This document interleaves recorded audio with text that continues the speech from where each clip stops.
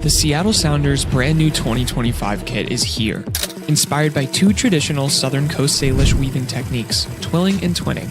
These techniques, passed down through generations, honor the resilience, deep-rooted ties, and creativity that define the cultural fabric of this region. The striking deep blue jersey will be worn by the Sounders for the next 2 seasons to honor the club's deep connection with the Puget Sound and shared responsibility as stewards of the greater Salish Sea watershed. Backing up that commitment, the Seattle Sounders will donate up to $50,000 to benefit community charities around the Puget Sound region. To get your very own Salish Sea kit, visit lobbingscorchers.com/kit. That's lobbingscorchers.com/KIT.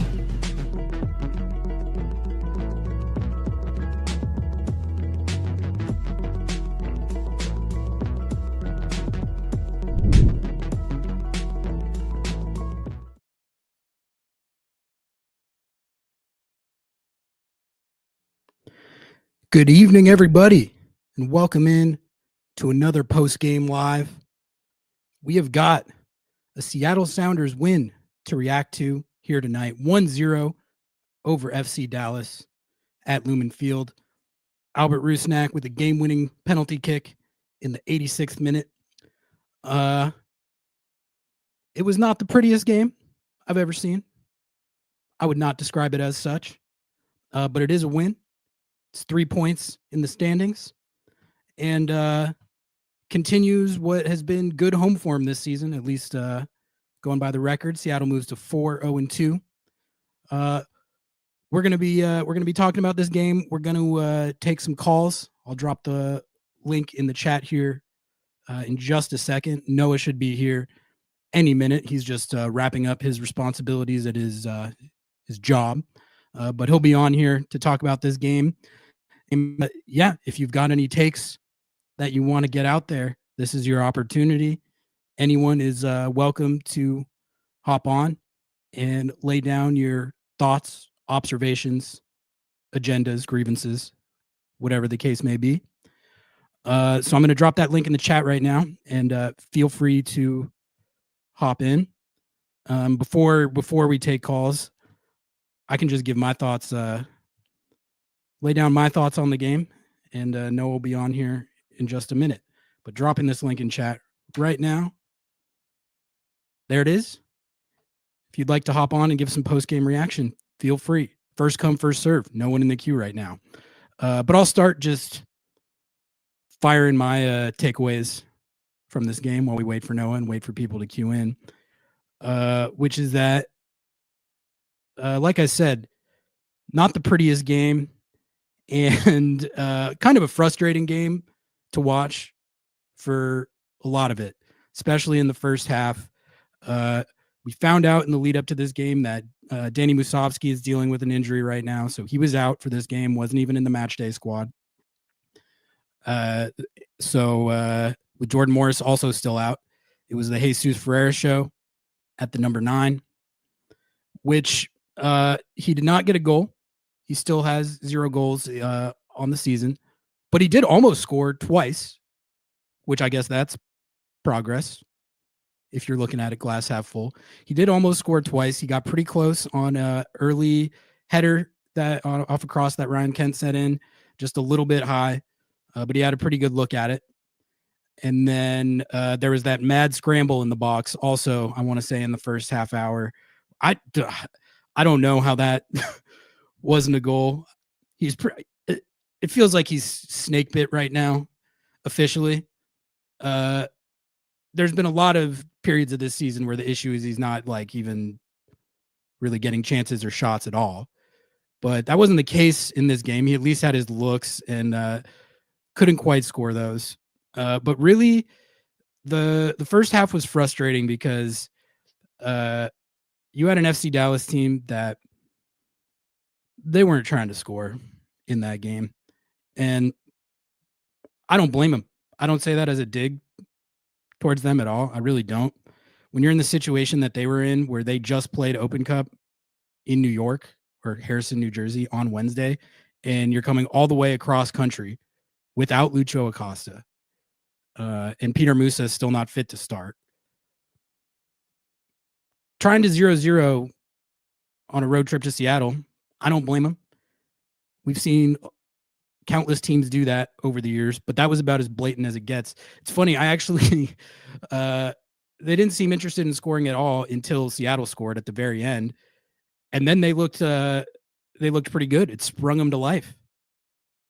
They almost scored. They almost scored to tie it. Abubakar had it would have been an insane goal. Honestly, that would have been a goal of the year candidate if he'd scored that. Goes off the post. If he'd scored that, I think I would have had to hat tip that. That was an insane shot. But like they actually looked decently likely to score after Seattle finally scored. It was just too late by that point. And they almost got the one from Abubakar, but 1-0 victory. Zippy Tuna starting us off with the $2 super chat. Thank you, Zippy. Appreciate you.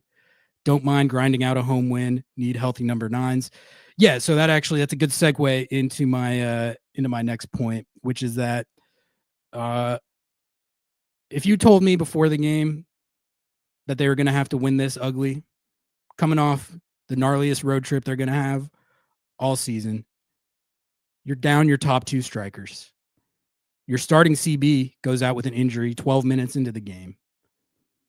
And it was going to be a situation where the aesthetics might not be super great. You just got to bear down and grind out 3 points. I would have taken that if you told me that that's what they were going to do. You got to grind out wins in this league sometimes. That's just how it is. The schedule right now is crazy for everyone. Most, if not all, clubs in the league are dealing with it right now. It's just game after game after game. Still got a lot of injuries.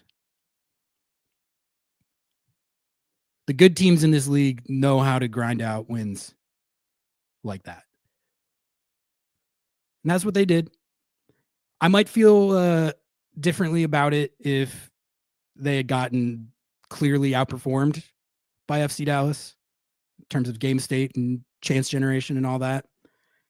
Then I think I would look at it more and be like, all right, you got lucky to survive that, but that's not going to fly.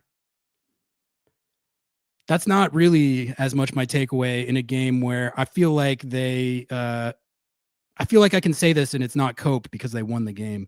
They got unlucky to not score earlier than that and score multiple goals in this game. Like I mentioned, the Jesus Ferreira chances were pretty good, but I think the main one that sticks out in my mind is the Rusnak shot where he and De La Vega hit him as the trailing runner again, open look, and he puts the shot. That shot looks like it's going in, and unfortunately, it was blocked by Ryan Kent. There's some decent chance generation in this game. I thought wasn't incredible, wasn't as good as it looked over the 5 unbeaten, but they had enough chances to win that game easier than they ended up winning it. But the haters are going to say it doesn't count. They're going to say the Rusnak goal doesn't count because it was a PK. And FC Dallas, I think, is definitely not one of the teams where it counts. They're going to say this win doesn't count in general because it was only 1-0 over FC Dallas. But guess what? It counts in the standings. It's 3 points in the standings. It's the same amount of points in the standings as it would have been if they won the game 4-0. So I'm definitely not sitting here trying to say that was a virtuoso performance from the Seattle Sounders. It was not. It was an ugly win. I think especially in the second half, there was a long portion of the second half where I was pretty sure, because of how deep FC Dallas was sitting, how many numbers they had behind the ball, I was having a hard time seeing a path to goal scoring, especially when Schmetzer made the subs and he was running the Rothrock like 9 floating 9 kind of thing before Osaze came on. I would have just I think I would have just brought Osaze on off rip. It's like a setup like that where you have no actual striker or even really anyone who has experience as a false nine. Maybe Rothrock is running as a false nine in that setup. I don't know. They ran it for a few minutes and then brought Osaze on. But again, I was having a hard time seeing a path to a goal in that game. Unless there's like a bad giveaway and they can get out in transition, unbalance them, get them scrambling more. But if it's just FC Dallas with their entire team behind the ball, this is going to be tough to break down. And one of the other best chances they had of the game came off a situation like that where FC Dallas makes a giveaway way deep in their own end. And that was what set up the Georgie goal that was ruled offside. I think correctly. It's one of those ones where it's always frustrating when the team gets one waved off on the margins like that because you're like, did he really get an advantage from the 0.2 inches? But he was offside. I think he was offside. But something like that was kind of the only way, or a penalty. That was kind of the only way I was seeing for a game winner in this game. But they got the penalty. Rusnak sends the free kick into the box. The guy stuck his arm out and hit it with it. So clean handball. I don't think there's anything controversial about that. And then Rusnak from the spot, he joins the 25-25 club. He's the first player in MLS history to 25-25 for two different teams, joining Steve Ralston, which is a sick name drop. And then the Rusnak celebration was he was lit. He was lit for May 24th PK versus FC Dallas. But at first I was like, why is he so lit right now? Like, I get it. It's a big goal. It's probably the game winner. Why is he that lit, though? Threw his jersey into the stands. He was going harder than Nico Ladera went after he scored the third goal in the CCC final. But he got asked about that after the game. And he said it was basically just like, it was honestly out of like pent up frustration, but about like how the rest of that game went, the frustration of like feeling like they had a lot of chances to put that game away before they did and not being able to do it. So I actually can understand that. I felt the same way. I don't know if I would be jersey throwing into the stands over it, but I get what he's saying. 5 goals in his last 5 games for Albert Rusnak. They're going to say the ones in Houston don't count because they were up a man. They're going to say the 2 penalties don't count because they're penalties. But it's 5 goals in his last 5 games. So I'm happy to see that. I'm in favor of whatever outcome results in more goals. So good to see that. And again, sometimes you've got to win ugly. This was a scenario where, like, my thing is, especially once the game started and in the second half, and I could see how it was going, the first place my mind went was like, all right, like, just figure out some way to get this over the line. I don't care if it's a fortuitous penalty. I don't care if I want to gouge my eyes out while I'm watching it.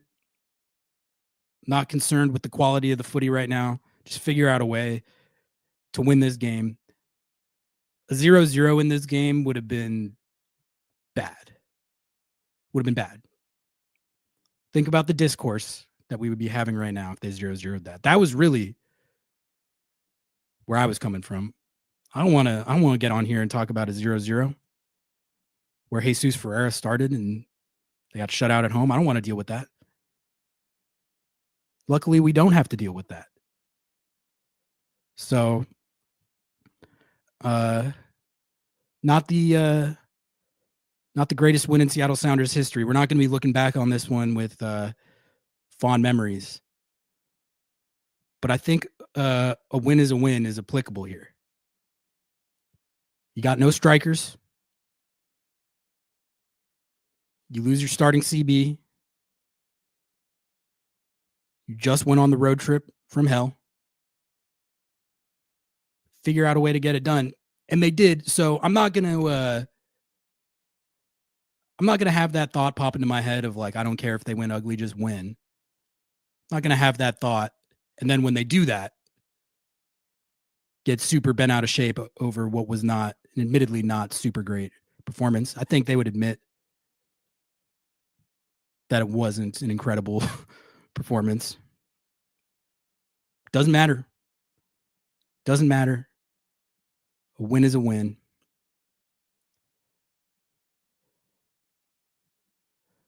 Lucky penalty. What was the Dallas defender doing? Yeah, I don't know. I don't know what he was doing. And then they were arguing it super passionately, which I guess it's your obligation as a soccer player to argue it super passionately. But it was stone cold. But like I said, I might think of the whole thing, the whole situation differently if they won on that penalty and the rest of it was a total debacle and they really deserved to lose. I didn't think that was the case. The penalty was the goal they got, but I feel like they played well enough to deserve a goal in that game. If that's the term you want to use. So Olivier Giroud just scored a goal for LAFC. The elusive Olivier Giroud goal. They just tied. They're fighting for their lives against CF, which is the worst one, the second worst team in the league right now, behind the LA Galaxy, who I don't know if you guys saw what happened to the LA Galaxy. God love them. They were out there fighting for their lives against San Diego FC, who's one of the best teams in the league, and we're up 1-0. I think. Pretty sure they were up 1-0, and then obviously gave up the equalizer to make it 1-1. But then at the last second, when they were right about to get out of there with a draw that wouldn't have helped them at all, their center back made an unfortunate series of events for the LA Galaxy. It was just an unfortunate series of events. Chucky Lozano with the game winner. So they are now 0-11 and 4. 0-11 and 4. That's crazy. Zippy, thank you for coming in with another $2. Appreciate you. What was up with Logan Farrington diving so much? When you're in a situation like FC Dallas is, like I mentioned, with everything that they were dealing with going into this game, you're kind of pulling out all the stops. So I don't know if he was diving more than he usually does. Maybe some players are into the dark arts like that. That could have been what it was. But I would not be shocked if Eric Quill before the game didn't tell him, like, look, we're up against it, boys. We're up against it here.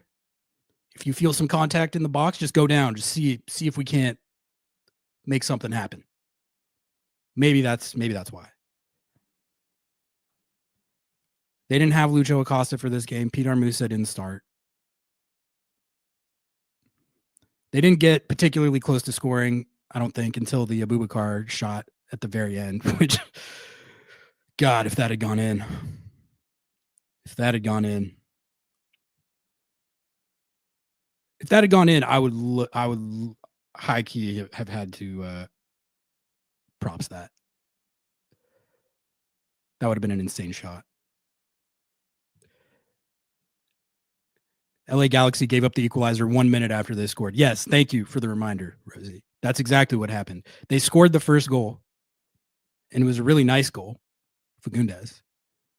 And then instantaneously gave up the equalizer going the other way. That was awesome.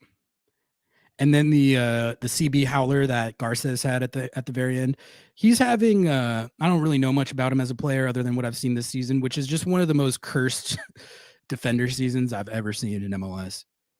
That what he did on that goal, that's like the 5th time that's happened this year to that same guy. Derek Richards, thank you for the $5 super sticker. I appreciate you, man. You're the best. You're the best. Ref was letting a lot of physical play go. Yeah, he really was. Alan Chapman, he's a let him play guy. Apparently, he likes the finger wag too. He always gives the finger wag. No one in the queue right now. It always takes a little bit for people to tap in. I'm gonna drop the link in chat again though. Always takes a little bit for people to tap in. People are shy, but then once the train gets rolling.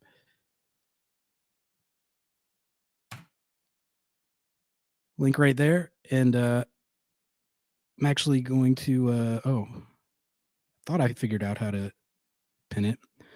Hey, we got our first caller. We got Brendan in the queue. Before we bring Brendan on, Robert, thank you for the $5 super chat. Appreciate you. Alan Chapman was definitely letting a lot go uncalled. Dallas was very physical tonight. Yeah, it was like a mixture of them playing kind of bruiser ball and Alan Chapman just, it's fine. He did it. There's a lot of this. All right, we got 2 people in the queue now, so let's get this rolling. Brendan, you were first. If you can hear me, give me a little thumbs up, and I'll bring you onto the stage.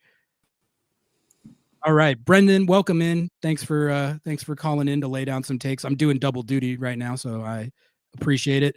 How are you feeling after this 1-0 win over FC Dallas? Lay it on me. I'm feeling relieved, Ari. It's a good win.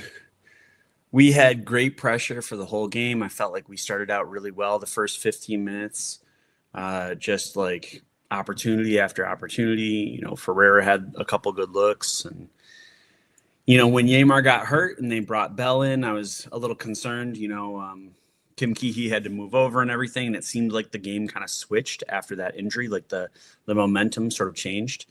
But things, you know, worked out in the end. And I'm grateful. I know, you know, a penalty in the 86th minute or whatever was not what I expected from this game, but I'll take it. 3 points, you know, it doesn't matter how you get them at the end of the day. So you got to win ugly sometimes. Like yeah. I was saying earlier, the good teams in this league know how to win games like that. That is, I'm not saying that applies to the Seattle Sounders either way. I'm just saying like that is a win that the good teams in this league are able to gut out. Like yeah, and you know, I kind of feel like ball don't lie. You know, we had the momentum for a lot of the game. You know, we had good possession, we had good opportunities.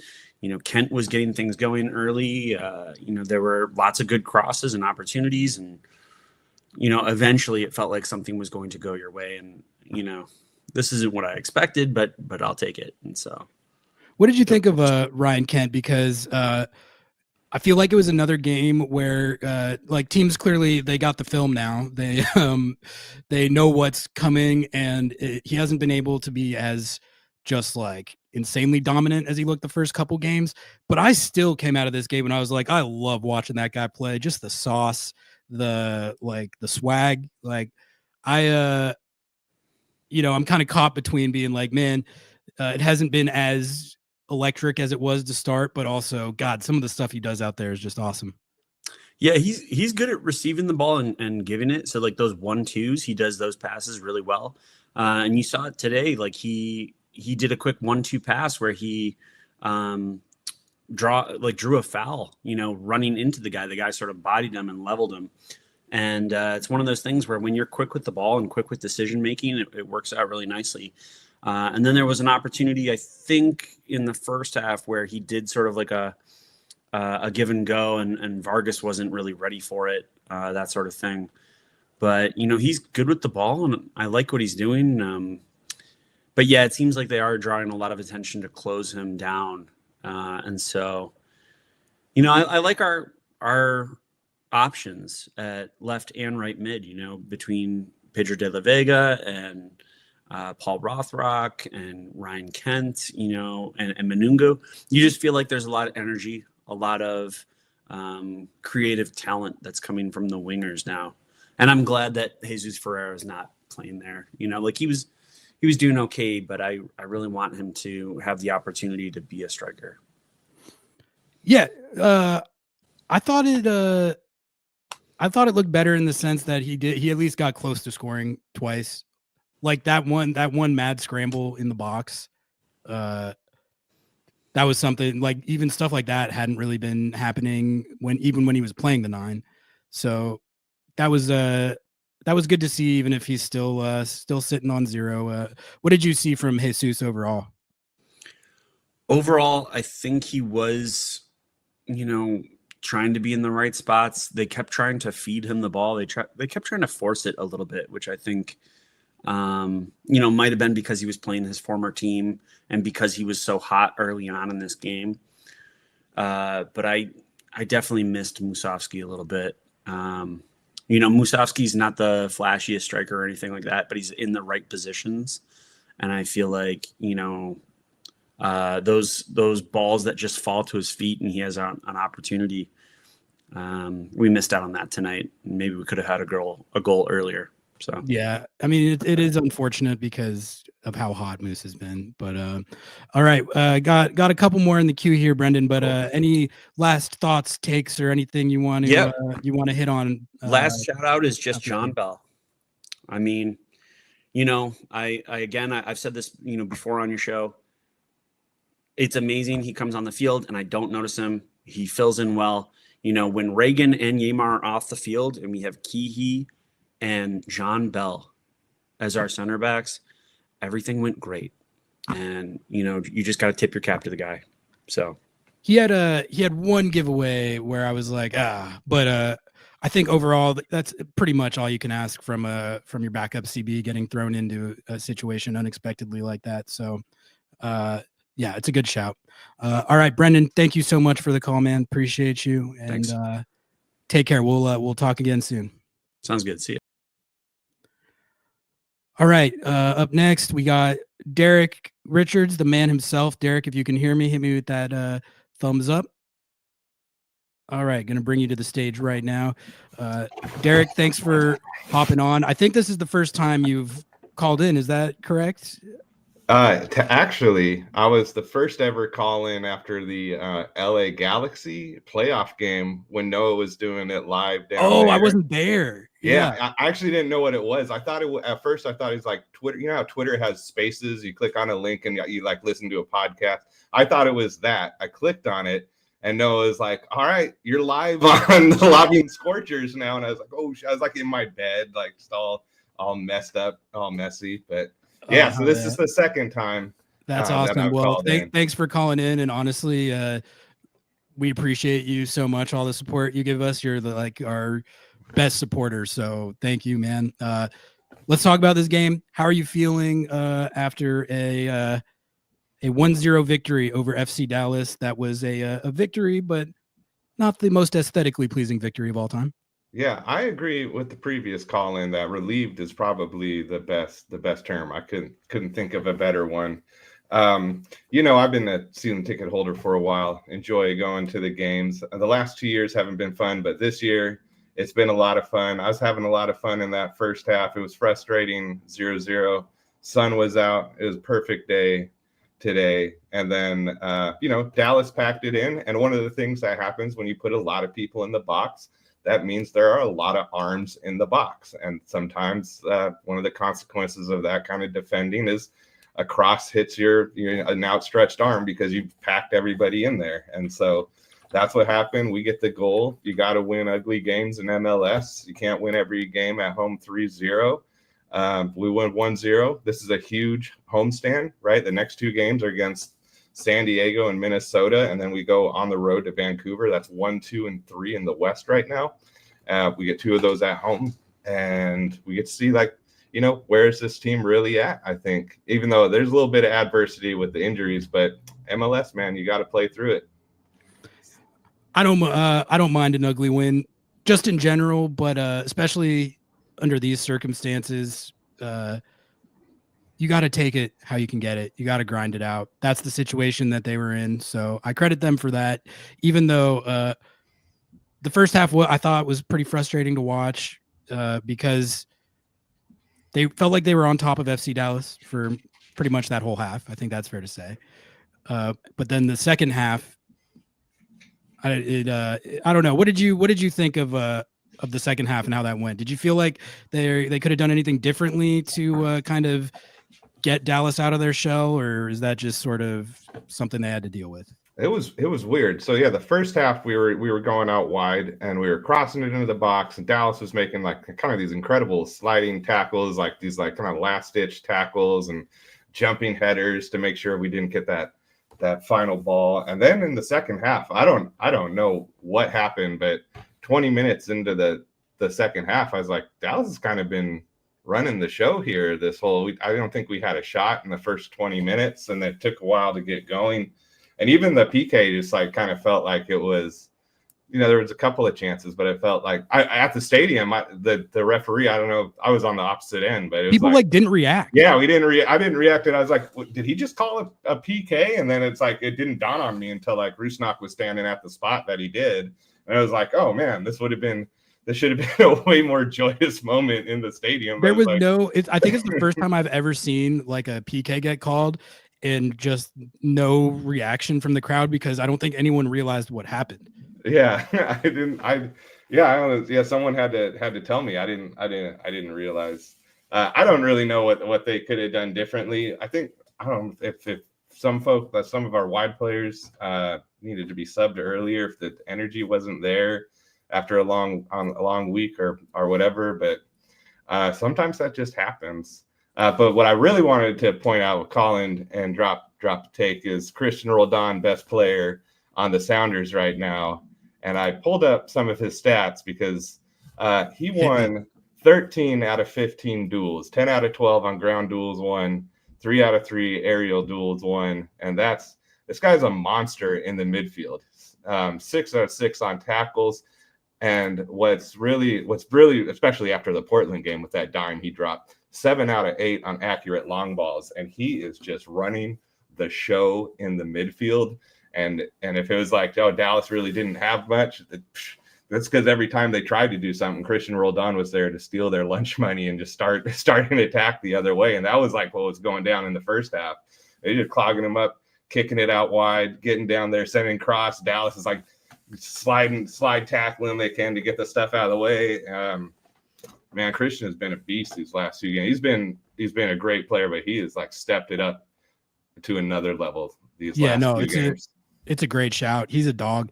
And like when you're talking about games like this where you have to grind it out like that, it's players like that help you do that. Like you can't do that unless you got those guys that are just like selfless with the dirty work, like he is, cutting out those passing lanes, ball winning. I think he's got to be, man, one of the 2 to 3 best just pure ball winners in the league right now. Like that's which he's always had that elite trait, but it's just the amount of possession that he's kind of stealing for Seattle, and then also the places on the field that he's winning it. No, he's been fantastic, and I agree that is going to be my pick for man of the match. What did you make of the Albert Rusnak goal celly?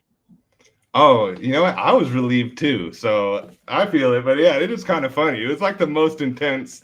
I haven't seen an intense celebration like that since the Eddie Johnson pay me celebration, and it was like a PK at home against Dallas. But man, go for it. Have fun. Like we're all in this to be entertained and have fun. And if that's a weight off the shoulders, and let's Let's go. I love it. I think it's real. I think it's real lame when people are like, "Oh, act like you've been there before," type stuff. No, man. No, I act however you want to act, as long as you know you're not disrespecting people. I mean, disrespect the opposing team. That's cool. He did kind of, didn't he kind of low key disrespect the opposing, because they were like yapping at him, and I think he had the jersey back and he was like jokingly offering it to the opposing. Oh, did he? Like, I mean, look, I don't mind a little trash talk either. Yeah. That's fine with me. And I was just confused why he was going that hard when it first happened.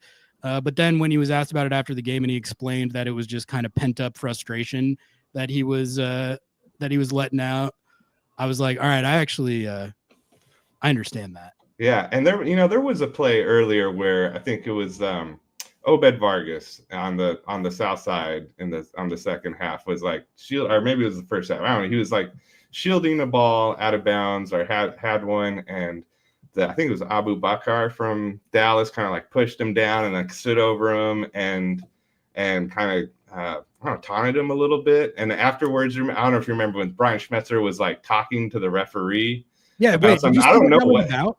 What's that? I don't know. I didn't see the press conference, and I was at the game, so I couldn't see it. I was like, man, Brian Schmetzer never really like gets like really is vocal to the referees like that. That was like, and I don't know what that was about, but I thought it was about how they kind of like pushed down Obed. It was like, it seemed like a pretty blatant foul. Like it wasn't just shielding. Like he definitely extended the arm, pushed him down, then like stood over him and was like talking trash to him. So there was a little bit of that physical game, trash talking going on. So I don't mind that Rusnak threw it back in their face a little bit. Exactly. You know what I think it was it wasn't the Obed foul like in isolation.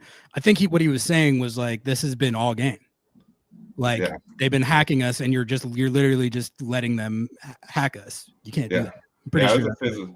They remind me like early Sounders MLS, like 2010 MLS, when I always thought they wanted it to be more like NFL or something. They're like, oh, the American viewers, they like physical player. It just felt like old school. Yeah, it felt like old school, gritty, grinded out MLS, and we got the 3 points. So exactly. Derek, I got a couple more people in queue here, but any last thoughts, takes, observations, or agendas that you want to get out there? I'm very interested to see who lines up at center back on Wednesday against a team that put 3 goals up against us down in San Diego. One of the things was, it seemed like when those 3 goals happened, pretty quick succession, the communication seemed like it was off. And now it's looking like it's going to be Kim Keehee and John Bell. I got trust for that, but now you got to do it against San Diego, and they're going to come in trying to take all 3 points. So absolutely big week. Big week. All right, thank you for all the content you guys put out. I love supporting it. It's super entertaining. I'm really glad that there's this space.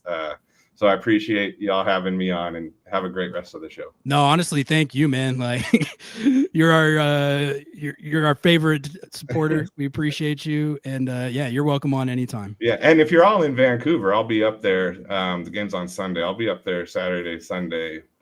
Monday. Oh, okay. Hell yeah. Like we're a Lobbing Scorchers meetup somewhere, let me know. We're definitely we're booked to go. So we'll be there, and let's connect up there for sure. All right. Take care, Derek. Yep. See ya. All right, we got Caleb up next. He's sitting at his drum set. I don't know if he can hear me. Caleb. Okay, got the thumbs up. Just keep it on the rails. No personal attacks at Garth Lagerway or other executives, and we'll be good. But all right, Caleb.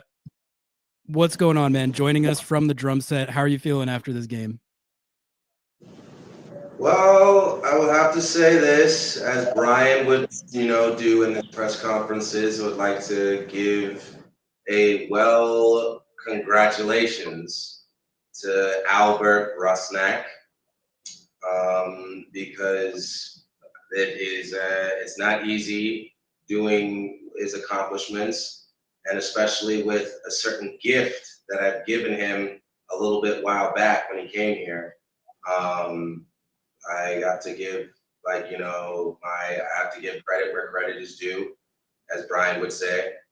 And yeah, that was a very gutsy thing. And, you know, like, yeah.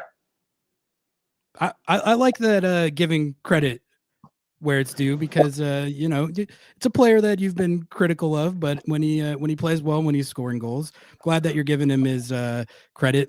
What did you think of just the lineup, Caleb, when it came out? No Moose, obviously, playing this game on short rest. Yaimar goes out. What were you thinking just before the game and then when it started? Typical Sounders, that we need to literally have anybody and everybody having playtime, because this is crucial. I'm sick of the old stubborn Brian putting out the same relentless lineup when there's so many on the bench that was ready to just go for blood. So this being rotated and everybody's like literally chomping at the bit, and it's like literally now giving Brian a nightmare to just being like, damn, I really got to really decide what lineup we had. And watching the game, to be honest, we needed to get hacked. We needed to get hacked.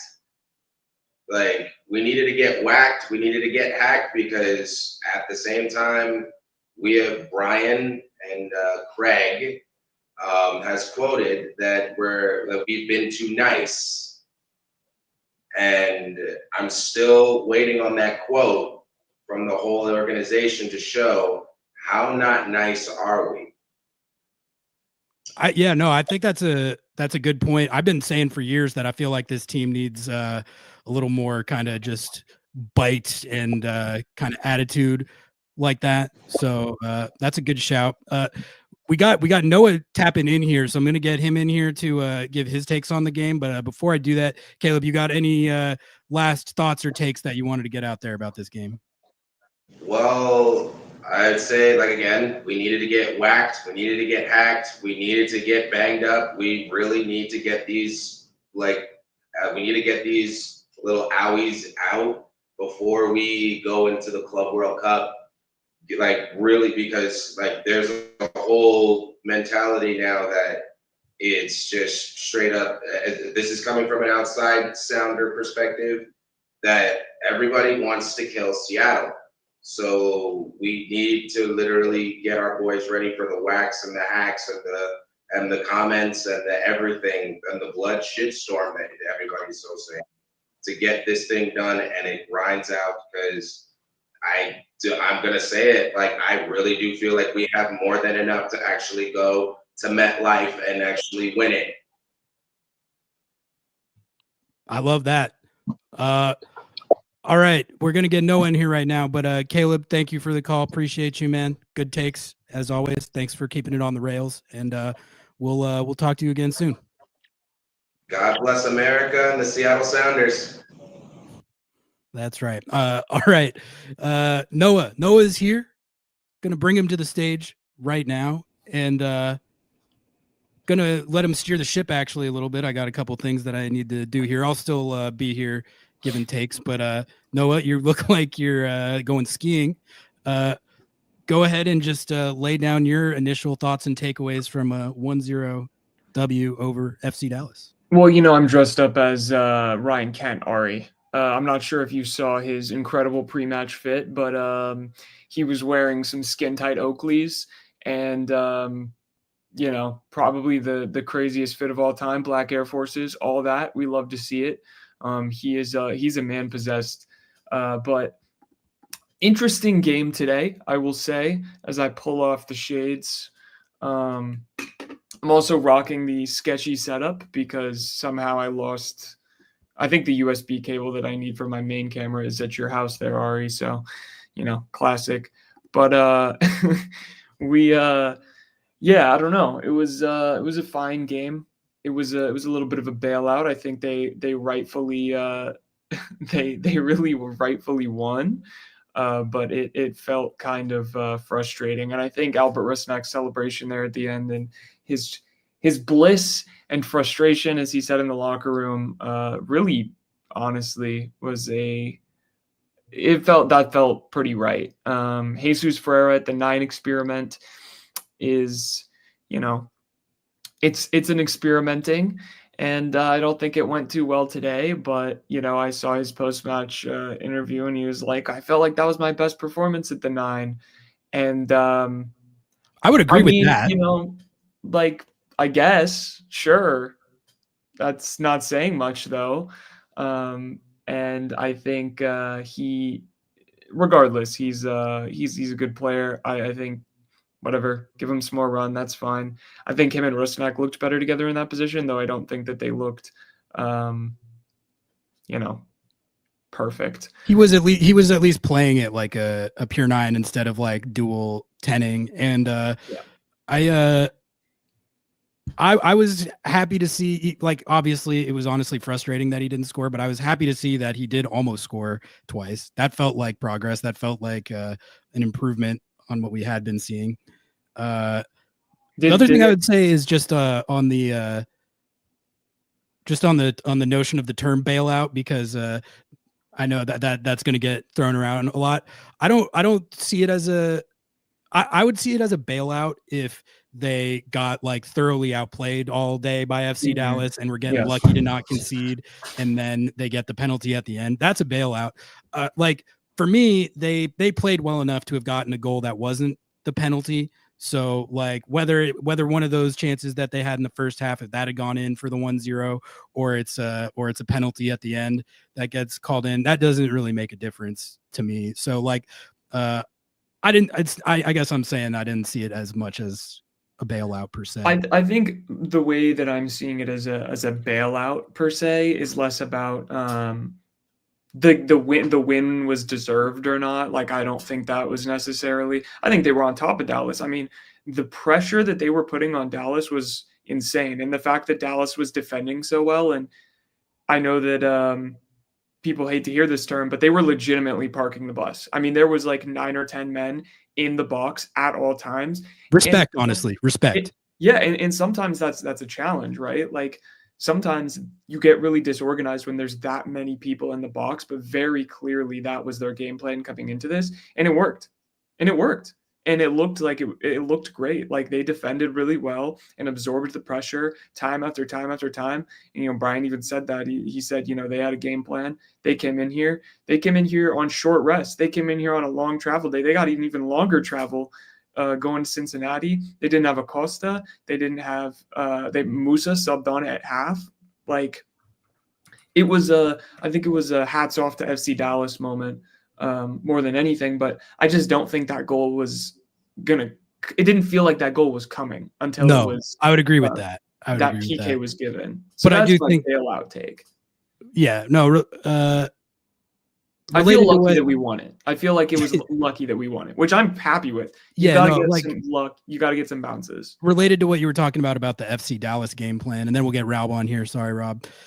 But like, I think if there's a positive that I take from this game, it's that I think there's a lot of value in like getting a win over a team that's playing like that. Like, you're gonna have to do that. Teams come into Lumen and do that all the time, and we've seen the Sounders, especially in the last couple years, where they haven't been scoring as many goals as we all would like, and they've been dropping a lot of points at home. They've struggled to beat teams like that and get wins exactly like this type of win. So it was good to see him get one of those, even if it wasn't the most fun to watch.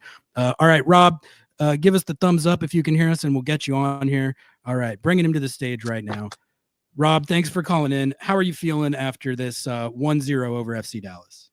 Feeling really good. I think, like you said, this is the kind of game where, some days you got to grind them out. And this was one of those grinders.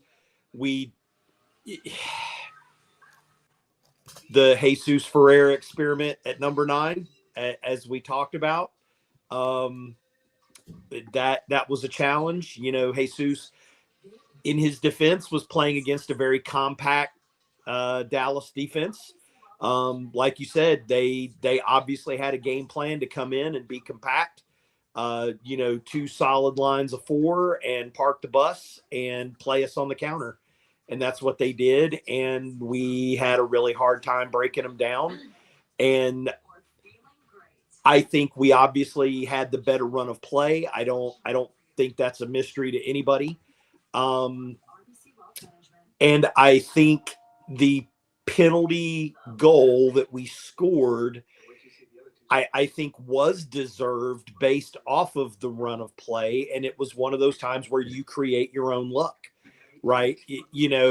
Dallas, the bad on Dallas is you left it in the referee's hands till You can't do that. that point in the game. How many times have we lost games exactly like that, right? Where, people are like, oh, the ref sucked, the ref did this. And it's like, well, you create your own luck. If you leave it to the referee to decide it for you late, that's the risk that you run. And that is what Dallas did. Yeah. That said, I think Jesus struggled to look dangerous on goal again. I will agree, though, that I thought he looked really good in spots. I was at the game live, so I wasn't watching this on TV, so I didn't have the benefit of replays or any of that. You got that raw feeling. You got the right. real feeling. Yeah. It was total eye test, right? So I don't know the stats. I don't know any of that, and I haven't even looked at them. I thought Jesus actually had some really good defensive actions. I thought it was interesting. He had kind of talked up some of his defense today, and I thought he actually had 2 or 3 really good defensive actions in the game where I remember going, oh, wow, good job, man. That was a really solid, track back or a good tackle. But again, he just struggled to find that right run in the box or to find that right spot. Again, being unlucky at that scramble in the first half that was right there in front of the goal. And how did that ball not go in? Right. I'm like, this guy can't. I mean, like, if he didn't have bad luck right now, he'd have no luck at all. I felt terrible for him,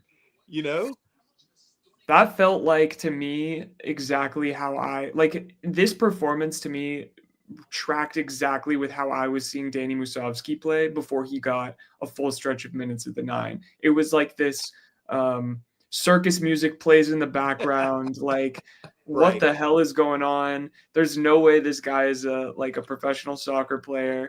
Right. And then, he gets a run of form. He gets a run of games. He gets time to figure it out and settle in, and then actually becomes a really dangerous striker. And I mean, that's just kind of the reality of the situation. Jesus has been pulled in so many different directions. Like, does he focus on playing that 10 role? Does he focus on playing that former kind of false 9 role that he did at Dallas? Does he play as a winger? Like, I think him trying to settle in and find his spot has been a challenge. But I think if you look at purely his positioning, this was by far and away his best match at the 9.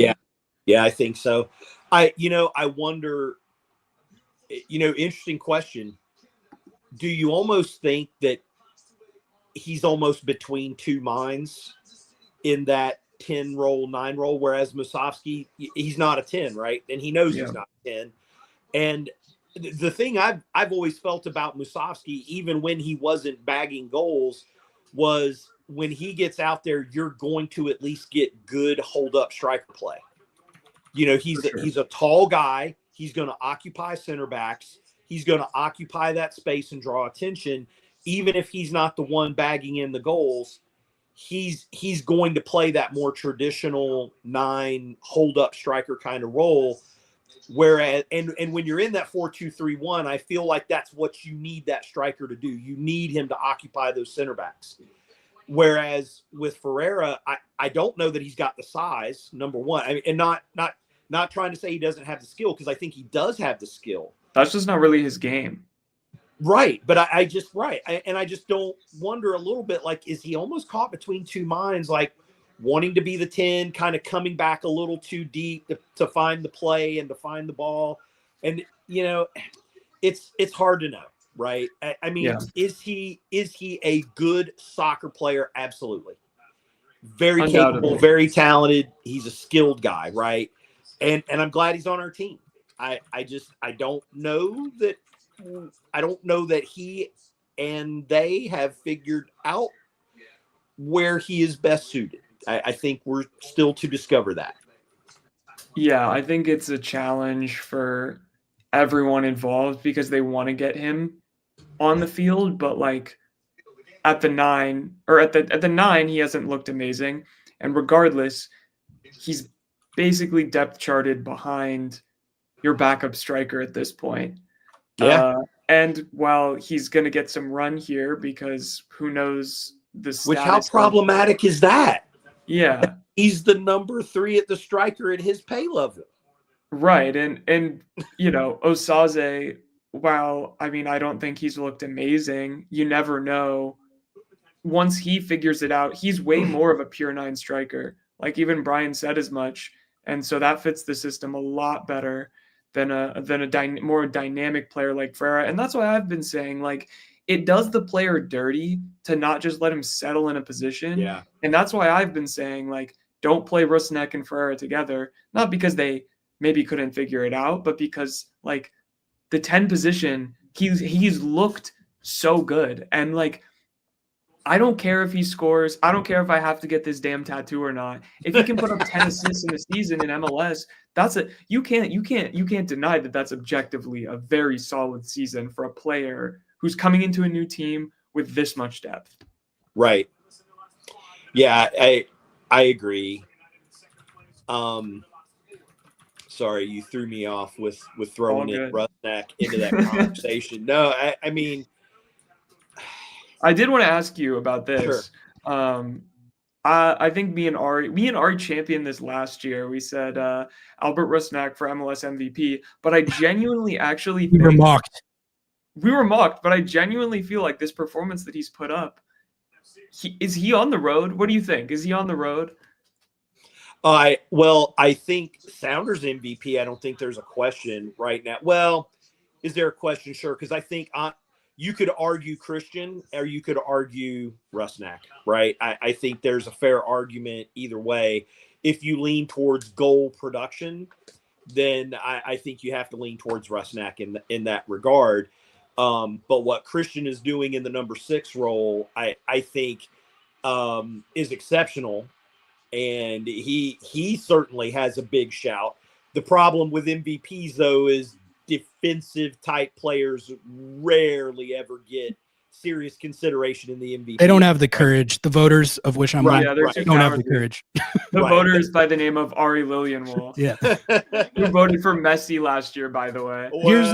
Well, that's a tough one not to vote for. I mean, legit. He was MVP last year, let's be honest. Sure. Yeah, right. But I just skeeted. I just blue sky skeeted out earlier that, it was interesting that when Roldan first came into the league, he was paired in the double pivot beside Ozzy Alonso, and everybody kind of assumed he was the heir apparent to Ozzy. And then the club goes and pulls in JP as the Ozzy replacement. And around that same time, Christian moves out to the right wing because the national team, in their discussions, I think with the Sounders, were like, hey, we see him more as a right wing player, and so we were playing him out at the right wing, and that's where he was getting minutes.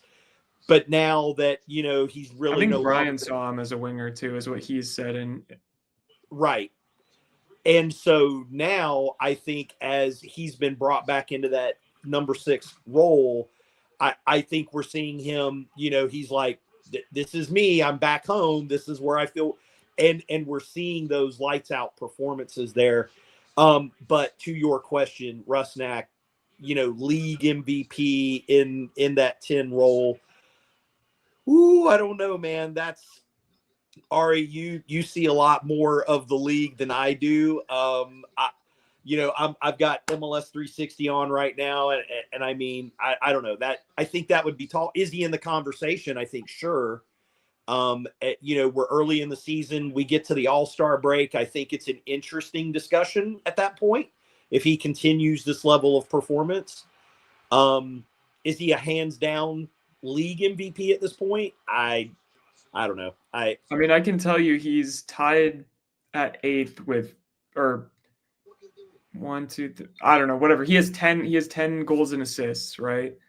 In MLS play. That's right. The same as Chicho Arango, Sam Sturridge, Hani Mukhtar, Christian Espinoza, Aluaye, which is the Minnesota guy. Diego Rossi has less. Denny Bawanga has less. Hugo Kuipers has less. Evander has the same amount as him right now. The only people who are really above that I see and who my MVP pick is Pep Biel, and he has 11. Yeah. So, I mean, is he in the conversation? Sure. I think he's there, but like I said, we're still early in the season. Although we're at what, 15's this match week 14 or 15? So we're this close. is 15. This is 15. This is 15. Yeah. So we're not. So I mean, we're what, 1-2 games from midseason. So it's that's an interesting discussion. I think.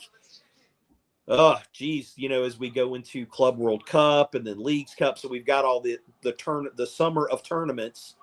It'll be interesting. He's definitely put himself in the conversation. Yeah.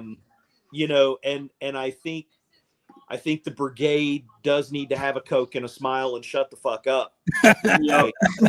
Pardon my use of the French there, but he is earning DP money right now in my book. I mean, brigade in the mud. Yeah. Sorry, boys and girls. That's Here's what I'll say about the Rusnak MVP potential, which is that, well, first of all, it's a wide open race this year. It could go any type of way. We'll see what happened, but I think it's like the fact that we're even having this discussion kind of underscores what I think is a funny contrast in like how he gets talked about among this fan base and how he's perceived nationally. If you ask their average national pundit, and I know this because I have, like what their take on Albert Rusnak is, it's almost universally, oh, he's underrated. Like he's a really good player for Seattle, and he doesn't get talked about in the same vein as like these as Haney Mukhtar or Lucho Acosta or big names like that. But he arguably should, because of how he produces and the kind of vital role he plays for Seattle. So that I just bring that up to say that like he's actually not polarizing like from a national lens. Like his reputation is as a really good DP in the league. And also he has like the first criteria of what you need to be in this discussion, which is his whole MLS career. He became the first player ever in MLS today to go 25-25 for two different clubs. Or second, sorry. Steve Ralston. I didn't mean to disrespect Steve. This is okay, but it's a modern era. Like modern era. Exactly. Yeah, first player in a while. Unless first you're player in a while real, for two different teams. MLS sicko who remembers Steve Ralston. Right, exactly. So you gotta be deep in the league. You gotta be in the history books. You guys have dust on you if you remember that, Yeah. He puts up whatever like big brained argument you want to make about how like the stats are fake or like he's not as good as the stats say. The first criteria to be in the MVP discussion is stat sheet production, and he's gonna have that. So we'll see. I mean, I feel like he would have to put up some real crooked stats to actually meaningfully get in the discussion. But it like people aren't going to like it. But that discussion, if he stays in form relatively close to this, that discussion is going to happen. And it doesn't matter if you like it or not. It's like that's the national pundits at that point. That's not even us. Well, and you look at it too. He had an injury spell. He hasn't even been fully healthy through all of this. And he's still putting up these numbers. Like I can't even imagine, once this summer hits and, coming back from Club World Cup and all of this stuff, they have 3 games at home. Okay. I could see him putting up, I don't know, 2-3 more goal contributions in the next 2 games easily. God knows how many he's actually going to put up. And it's like, I don't know. At this point, I really don't see if the Sounders can maintain this pace of grinding out wins or just winning in general and being a top contender in the power rankings and being a top contender. When you play well in these early matches as well, like when Albert Rusnak gets a really great goal at Portland, who takes notice? The East Coast pundits. When he gets a game winner on a PK in a game where the East Coast national pundits and Andrew Wiebe are actually awake to watch it, the agenda gets pushed. The agenda starts to get pushed. And I don't know. I think it's possible. I think he's definitely on track to be a finalist. Will they respect him enough to actually give it to him? I don't know. That'll be the $64,000 question, right? Exactly. Here's the wife and I were having an interesting discussion on the way home talking about Ryan Kent. I think he had another match today where, the opposition definitely has been watching the tape. I thought he looked good. Like it was, he's a player. You can see obvious skill, but they're definitely working hard to to shut him down, to minimize him, right? To neutralize what he's doing.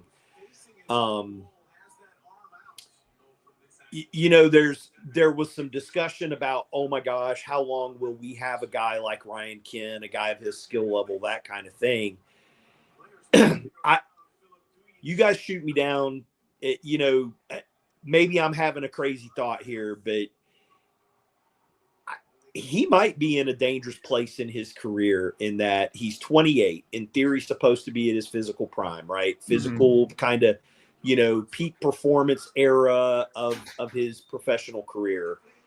And he's trying to get back on the horse, trying to get things kicked back off.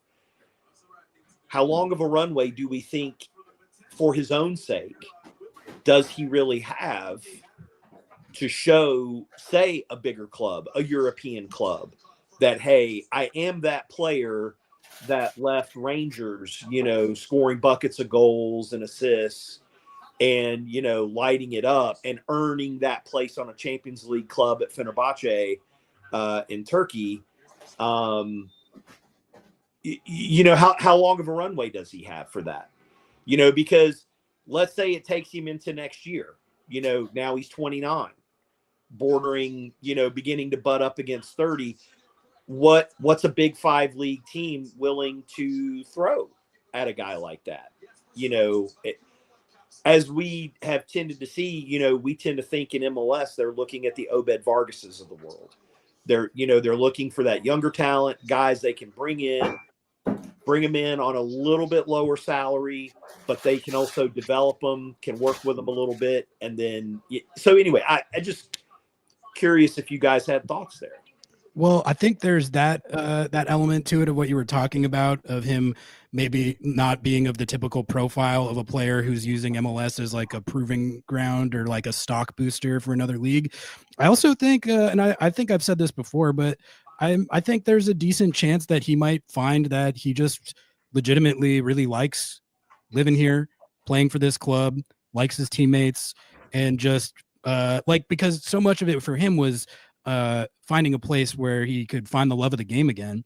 And it seems like he's really doing that so far. And I think there might be something to the idea that if he feels that way in his heart, he might be inclined, even if he has a chance to go overseas somewhere, to be like, I'm happy here. I want to stay here. So that could happen. I want to go on the record, apologize for interrupting. And I want to go on the record and say, I would absolutely be thrilled to have Ryan Kent here long term. Like, please don't get me wrong. I'd love to see this guy, stay as a Sounder. If he can keep playing at that level, I'd love to see him continue to stay and make money as a Sounder, right? So yes, I'm right there with you in that thought. Sorry. Jake agrees with you and says $5 that number 77 is Victor Rodriguez and is the MVP of the MLS Cup.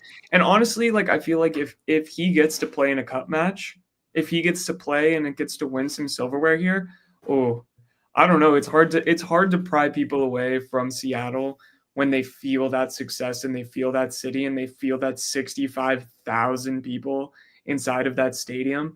Because the reality is he could absolutely go play in Europe. He could absolutely go play somewhere else, but the pressure is so much higher. You might get paid more. You might get paid less. Who knows? You might be able to elevate your career, but he's done it. He's also already done it. You know, he knows he can do it. It might just now be listen, I can hang out here. He said this is the best locker room he's ever been in. He really likes Brian Schmetzer. He really likes the city. I mean, I don't know. I asked him in the locker room how we can replace his know- Yankees hat though, because I can't. He can't keep wearing that. He said, I- "Bring him you know one." what? And I'm like, That's "Dog, you make such a more than me. You could European buy your thing, own man. Mariners hat."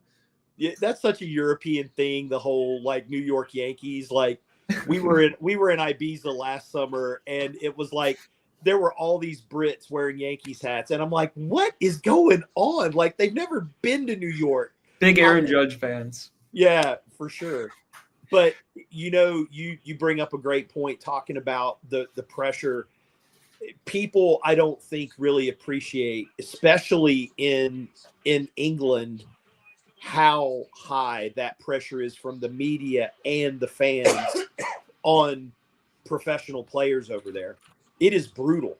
Like they are brutal. It is rough. And so when he talks about, you know, how like, you know, hey, I just want to find my love of the game again.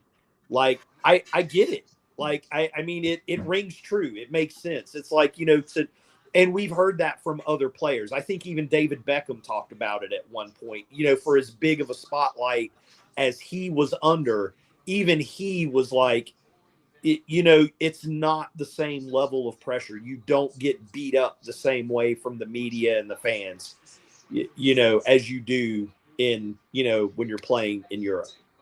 So absolutely. Yeah. Okay, well, we have to hit this super chat here. Rob, any final messages for the people? No, I don't think so. Thanks, guys. Appreciate your time. Have a great night. Thanks, Rob. It's always good having you on, Rob. See you soon. All right, we got a $20 super chat, Ari. I was holding this one off because I felt like we should like really dive into it deep here from Barry. I'm down on Jesus Ferreira, but he has Nelson Valdez disease. Wide open chances, but defenders and goalkeepers start jumping like salmon, spawning up a fish ladder. Today's finishing was on frame. I can't fault him today. He will come around. How are we feeling about that? I guess I can take that to start because I picked on him a little bit. I agree. I think that, as the case with many strikers, you have to let them flop around like a fish before they can rise up like a salmon and really put those headers and those strikes in the back of the net. You know, I was wrong about Danny Musovski. You know, he played very poorly, I think, to start the season. And when he was able to actually get some confidence, get some run, and like find his form, he looks like barely a step down from Jordan Morris. You know what I'm saying?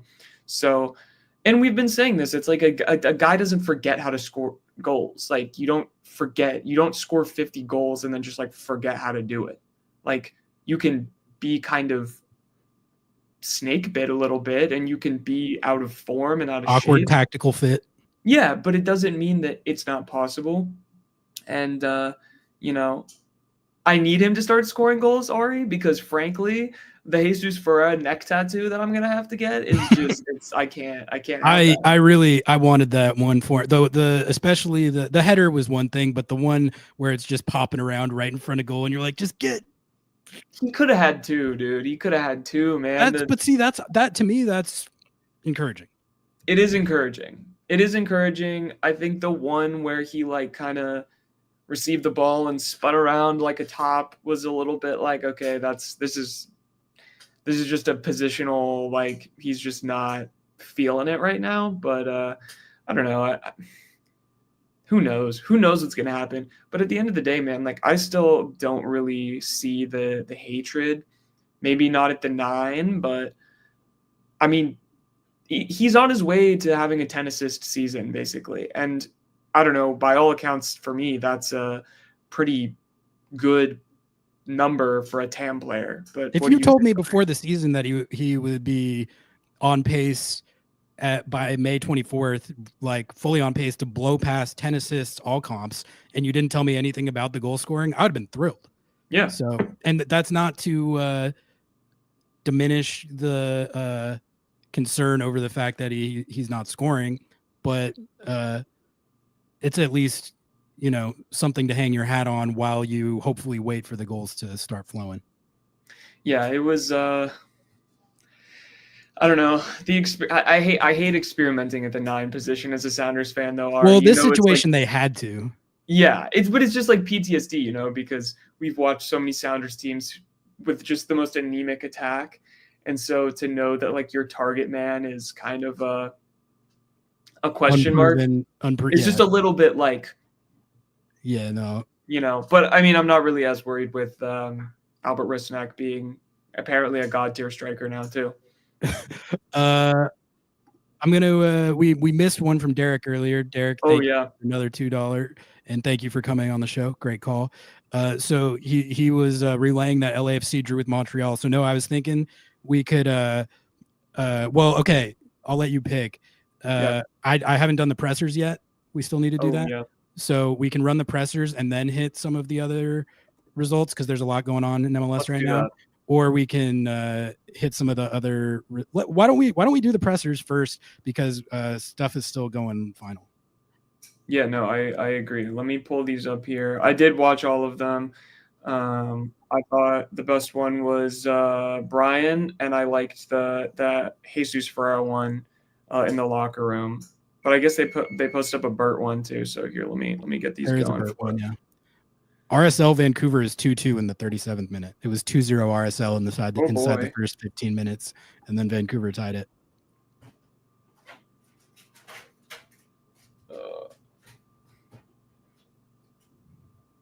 Okay, here, I'm gonna do this.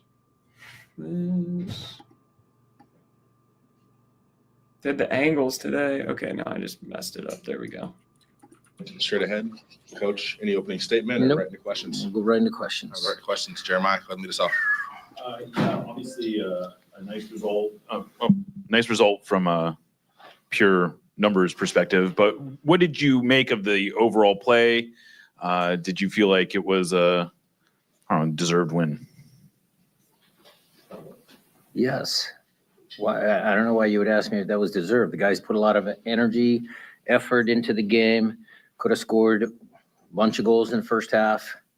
Yeah, I think we deserve to win for sure. Laws? Brian, what qualities does it take for a player to score 25 goals, 25 assists for two different teams? Well, you got to be good. You got to be a little bit older. I mean, look, Albert's had a really successful couple of years with us. He's been, very good when he first came in the league for RSL. He's just a quality player. Ice cold penalty. I loved his show of emotion. I'm going to ask him when I go back in there why he was so fired up and took his shirt off, because I loved it, because, the game was there and, maybe there were some frustrations, Jeremiah. Maybe we didn't play up to our potential, but, he was there and he finished the job, and well done. Well done, Albert. Jada. Thank you. Congratulations on the win. It didn't necessarily read to me as frustrations. It seemed like Dallas was playing a pretty good defensive game against you guys to deny some of those shots. And so I just kind of wanted to get your opinion on that, on their defensive show. I would credit Eric with, he's in a tough stretch right now, coach from Dallas. He did a fantastic job tonight because that team could have rolled over. We put them under immense pressure and they stood tall. So that's good coaching. That's good mentality. That's going to take him a long way. Teams that can do that, they got to go to like Cincinnati on Wednesday, I think. And then they were in New York, and then they came to Seattle, and that's a tough stretch. So credit to Dallas for playing well.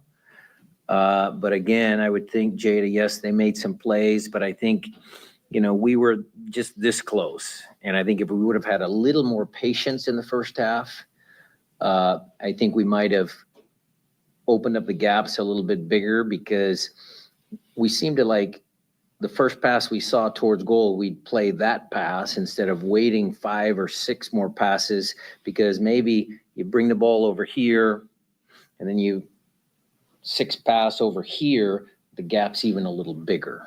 So I thought we had some good moments, But it's funny to say that when I ask the guys to play at a high tempo, to have a little bit more patience.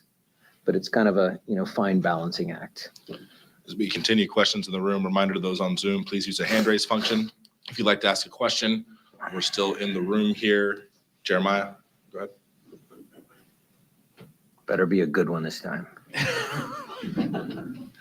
No pressure on that. Jesus, You got Jeremiah looks like he got off to there, a bro. really You got good him. start. Yeah. He ended up coming out relatively early in the second half. Was there something that you were seeing in the second half that you weren't seeing in the first half? It was just changing the momentum of the game. Plus, if Musovski can't make, I need to think about 3 games in a week. But look, the second half was flat. I could have taken a couple other guys out. I just elected to take him because he might need to start again on Wednesday. So combination of those 2 things. Miles, go ahead. Brian, just going back to your passing, your patience, and kind of the vision, did you feel that there was an urgency to go to the primary assist zone and not look laterally, and then maybe bring the ball around to the other side? No, I thought we had some good crosses. Ryan Kent had some good crosses early. Knew who overlapped a couple of times with some good quality. So we had crosses with prime assist zone on the right-hand side, Pedro, Alex, Obed, overloads. We did our normal stuff. I don't think we used the top of the box enough. I think there was some space there because they're big center backs and they defend well and inside the 18. So it was just a combination of little things. Jada. With Yeimar, what is the status of him as far as the right hamstring? And Well, we'll get him an MRI tomorrow's Sunday. Maybe it has to go Monday, but obviously he's out. I mean, he's going to be out. We just don't know for how long. And then you had mentioned that with Jackson, is it too early to know if Jackson is going to be able to play on Wednesday? Well, he had a good session earlier today. He passed all of his last physical tests that we needed to. So I'll have to make a decision if I want him to start already or whether I give him a little taste before I put him in as a starter. We'll assess the game and the 2 games in a week, and we'll see where he fits in. But it's good to have him back. Diego, we'll go to you next before transitioning over to Zoom. So go ahead, Diego. We got translation here as well. Buenas, felicitaciones por el triunfo. De acuerdo al balance que le deja el juego de hoy y considerando que quedan 2 partidos más. Wednesday. I'm doing to ensure that we achieve the 6 points that those 2 games mean. I'm going to start the best team that I can on Wednesday, see how that game turns out, and then start the best team for the following Sunday against Minnesota.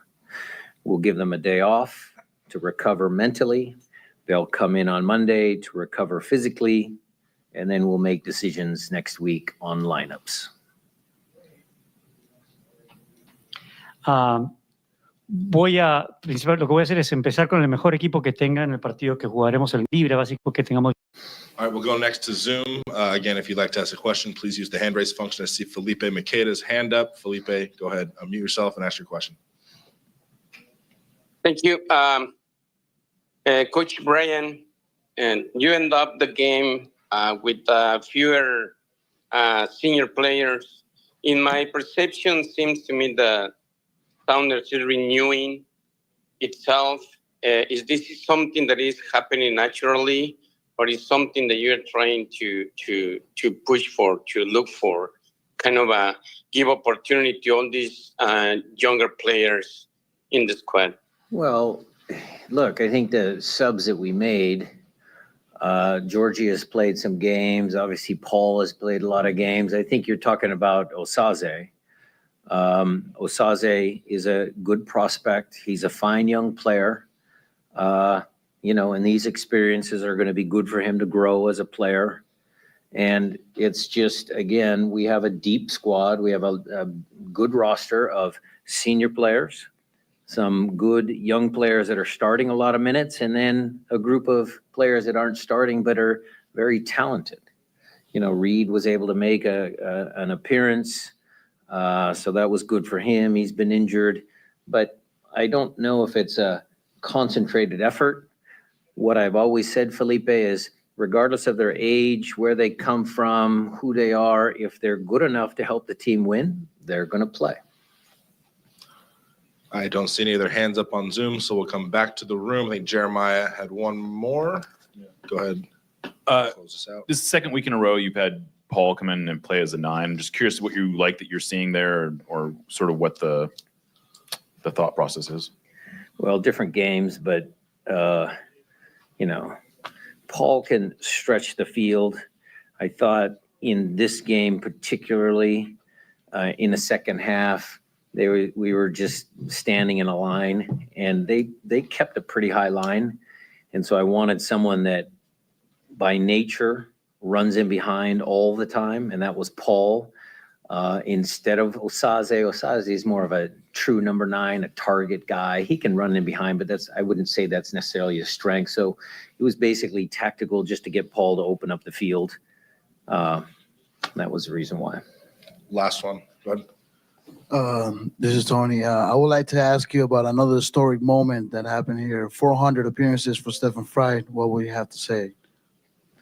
Well, the ceremony on the field, he didn't want to have anything big because he's a very humble man, but he deserves all the accolades. And, he's been such a vital part of our success. So, he's in my book, he's the best goalkeeper in MLS over the last course of, how many years you've been here? 8 years? 12. Okay, see, sorry, Steph, I should know that. But I didn't want to put your age. I didn't want to put your age into the conversation. He's been here a long time and he's great. All righty. Thank you, Coach. Thanks, everybody. Brian Schmetzer audio.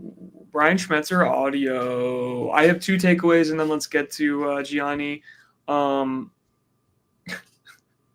Paul Rothrock at the 9 agenda skyrocketed. I made that comment as a joke. Like, I don't know if it was a joke, but it was like a genuine maybe You were doing a bit.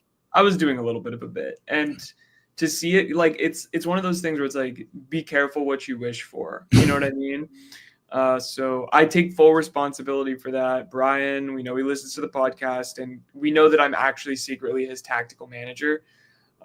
So I do apologize to the fan base for that. And number 2, Yamar doesn't sound too good, Ari. It doesn't sound too good. In fact, it sounds like it's going to be a multiple weeker. Anytime it's a hamstring, it's a multiple weeker. So that sucks. At least it's coming at the timing is when Jackson Reagan's about to come back. But it is pretty unfortunate. It's unfortunate to say the least. Well, I'm going to let Gianni come on here. And Ari, are you cool if I sign off? Can you hold her down, or do you need me on for a little bit longer? No, if you want to sign off, you can sign off. Perfect. Well, bring Gianni on. Thank you so much. Sorry, I popped you on before you gave me the thumbs up. No, I'm always ready. Okay. I thought you were ready, but I'm passing you the microphone. Watch this bit. There we go. You're gonna take over the co-host. Went the wrong way, but it's fine. There we go. Look, you got the line. Thank you, chat. I will see you all later. I'm about to go and watch a movie with my girlfriend. So, all right, have a good one. We'll see you later. See you, Noah. Gianni, thanks for calling in. You said you wanted to hit some De La Vega discourse. Did you have any takes about this game you wanted to get out there before the De La Vega discourse, or do you want to just jump right in? Okay, so I mean, for me, like, this game, it's great that we won this game. And I'm sure this has been hit on before. This was a game that we were supposed to win. The fact that we won it on a penalty that we earned, I'm fine with it, but it wasn't it didn't build a lot of confidence in me based on this Dallas team that came off of a 120-minute game in New York away. Yeah. They flew back to Dallas. They then flew up here. We should have run them off the field in 30 minutes is kind of the way that I was thinking about this happening. Like, okay, we know that these guys are on short rest. Burn their legs out, right? And so, like, I was kind of surprised by our tactics going into this game. Like, this is a game where I could have imagined us trying to run down their throats from the first minute. And that just didn't happen. So that was kind of where I was coming from in this about this game in the first place. As far as Pedro goes, like, kind of why I called in, I'm not seeing it, man. Like, he's playing like kind of like a maybe TAM player, maybe. But are we seeing the productivity that you're expecting of a DP? And I know, like, he's a young player. How many shots on target does he have in the season? It looks like he has, I don't know, 4 in the season. Like, it's, the value's just not there at the moment. And I'm starting to get a little bit concerned that, like, this is just not going to come good. Like, don't get me wrong, he's exciting. He does a lot of stuff. He's just not quite what you need from a designated player. Yeah, totally fair shout, and I'm glad you brought it up, because there's been so much Ferreira discourse flying around over the last few weeks, and I would be lying to say that I haven't had the same thought of, like, especially like in this game, under the circumstances it was under. This is a game where you would like to think that he would step up and, like, be a carry the load type presence on the field for this team. And I think the performances at this time, like, there's been some really good, really fun moments. But then you look down at the stat sheet, he's at 1 goal, 2 assists. That's not like where it needs to be for it to come good. And it felt like he wasn't a game changer in this game in the way that like, when you're rotating your lineup and you got the crazy fixture congestion like that, it's like you need your DPs to be the ones They have to show up. They have to show up and they have to produce. And I will say, I agree with your assessment of his game today. He really, really could have had an assist on that one he cut back to Rusnak where Ryan Kent blocked it. So okay, like, I was at the game. That shot, even though it went off Ryan Kent, it was about to go off another defender, and that defender, if that defender was in the way, it was still going into the midst of the goalkeeper. Okay, I was sitting behind that goal. Like, you had the angle, okay, like, it probably. I was thinking of it as like that's probably a goal of Kent. Was there, it was just never going in. But it's still a high quality chance generated by De La Vega, and it's the second time that he's hit Rusnak as the trailing runner like that. So that to me is like, that's good instincts and decision making. So I like to see that. So I didn't think it was like a total no show outing from him, but I mean, your point stands. Like, I mean, it wasn't it's like, great that he did one good thing. The problem is he did one good thing.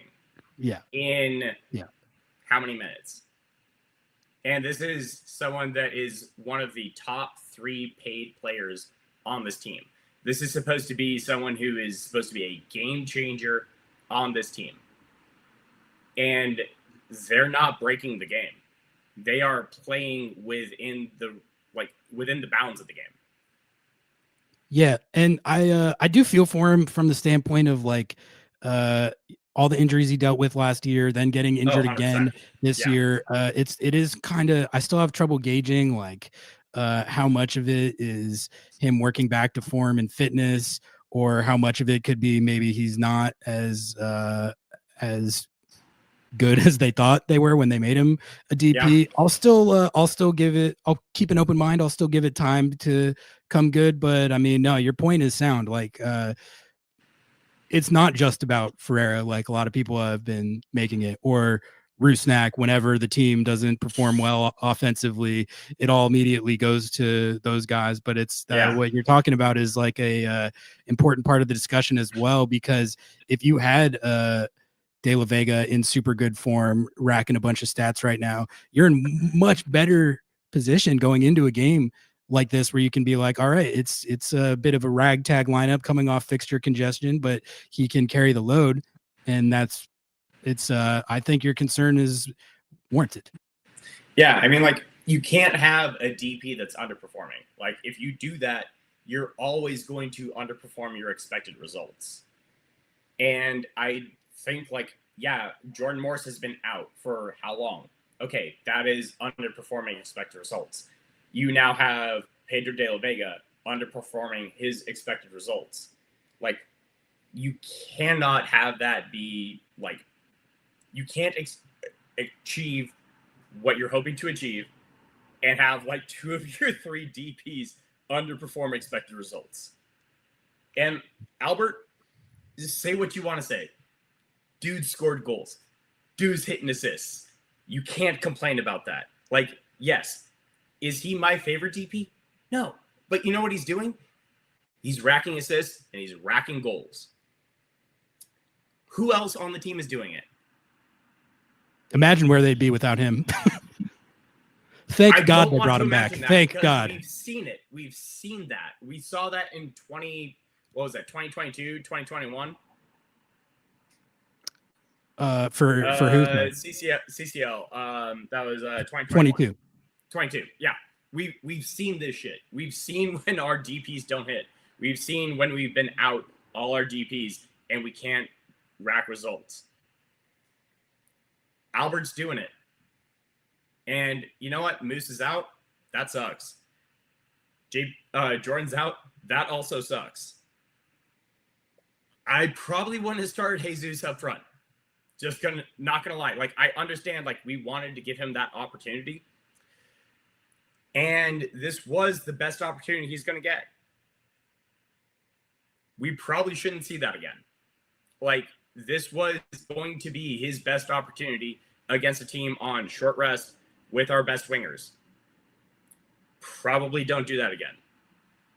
I mean, I feel like it was out of necessity in this situation with the. It was 100% out of necessity. You could start Osaze there, but if it's me making that decision, I would have gone Ferreira. Like, oh no, yeah, I'm saying, like, we were forced into the situation, but we were also, like, there was a lot of curiosity about Jesus as the 9, given good, like, 2 good wingers, and we were forced into that situation today, and then we saw it. And it still didn't work. So I think no matter how you want to frame the Jesus as a 9 conversation, it's probably time for it to end. Unless it's, like, forced. Unless Jordan's out, Moose is out. We haven't seen Osaze up there yet. We've seen Jesus up there now. It's like, you have to give Osaze a chance, because how much worse could it be? Because there was no play from the 9. There really wasn't. I think he did have the 2 chances early. And I think in that little window of time, that's where they needed to do what you were talking about and really jump all over FC Dallas. And I felt like they were on the precipice of that. And then FC Dallas was able to kind of weather it and then just muck the whole thing up in the second half. But, like, I think what the broader issue is this situation at the 9 that they're in right now, where Jordan and Moose are both hurt. So that is, I mean, fair, like, when you're out 2 strikers, like, any team that's weather 2 striker injuries. Any NMLS team that has the first 2 number 9s on the depth chart out with injury, there's going to be like a struggle to replace that. I think the frustration is that, like, when they traded for Ferreira, like, I was thinking of it like in situations like this, like, say there is a situation where Jordan is hurt. And at that time, I don't think we were even considering Moose as like a prominent option. Yeah, but no. it's like, Ferreira's had success there a lot of success there at FC Dallas. Like that's a great like ace to have in the pocket of if you need to put him there and you can feel good about it, and he'll probably produce there. And I don't think anyone is necessarily feeling like that right now. So that is, I mean, it's an issue because like Osaze, he's intriguing, but like you can't really rely on him to carry the load in an MLS game right now. Like he needs to be in spot duty. So, and that's fair. Like you can't rely on Osaze scoring goals. However, we once gave the opportunity to a 15-year-old at CDM, and we gave him minutes. Yeah. And what did he turn into? He turned into what's going to be a $20 million transfer, right? Yeah. So there are times where you do have to take the chance. And, like, sure, he might not come good. However, dude was lighting up MLS Next Pro, was scoring goals. His first opportunity in a game, yes, he skied a shot. However, he got into the position to sky an open sitter. Mm-hmm. Like, this is a guy who has the instincts. The finishing will come. You just have to give him more opportunities. And every single time we are putting Jesus up there, dude has not hit. He's had, like, again, he hasn't had the most opportunities, but he's had more chances than Osaze has. And Osaze is younger, is still growing, has more growth potential than Jesus does. More of a physical presence in general.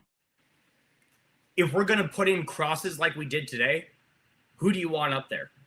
That's a good point, because that was a huge part of the game plan today, was pumping those crosses. And he's a better target man. Yeah. Okay, it just fucking crossed my mind. Can we please not just go for a perfect shot and just take a shot?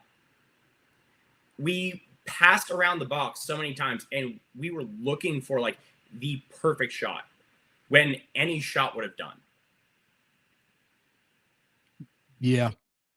Yeah, I think we did take shots, but there were times where it was like we were passing around and we passed up shots looking for better shots. And that can't keep doing that.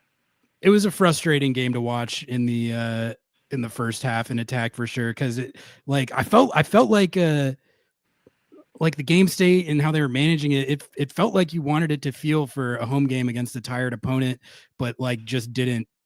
It was like not quite there. I don't know. Gianni, I got someone in the queue right now, but any last takes or thoughts you wanted to get out there about this Sounders win? No, that was pretty much it. Great that we won. Probably should have done better on the game in general. Like, it felt like a win, but man, it should have felt better. Yeah, no, agreed on that count. But an ugly win is still a win. So a win is a win, and you know what? It counts. It counts. It counts. The Rusnak goal counts. The points in the standing count. It all penalties count. You know what? Penalties count. It's weird. Funny how that works. All right, Johnny, thanks for the call. Great call as always. Appreciate you, man. Catch you next time. We got Parker up next. Parker looks like he's outside. Give me the thumbs up if you can hear me. All right, gonna add you to the stage right now. Hey, Parker, what's up, everybody? welcome in. Thank you, sir. Where are you at right now? Where are you coming to us from? I am actually in Rexburg, Idaho. Believe it or not, I'm here in Rexburg, not too far from Jackson Hole, Wyoming. I don't know if you know where that is, Okay, but I've been I've been working on to- my car since 8 a.m. this morning, trying to So I've been watching the game outside and everything. It's been a real beast. Car maintenance in Rexburg, Idaho. I've been to J-Hole, but never to Rexburg. But it is beautiful out there. It's gorgeous. Parker, how are you feeling after an ugly but effective 1-0 win over FC Dallas? Yeah, I think we're a little spoiled because I'm catching myself like getting bored a little bit, and yet we're still like, what did we end up? It depends on how Portland and LAFC today. Where are we at in the standings right now?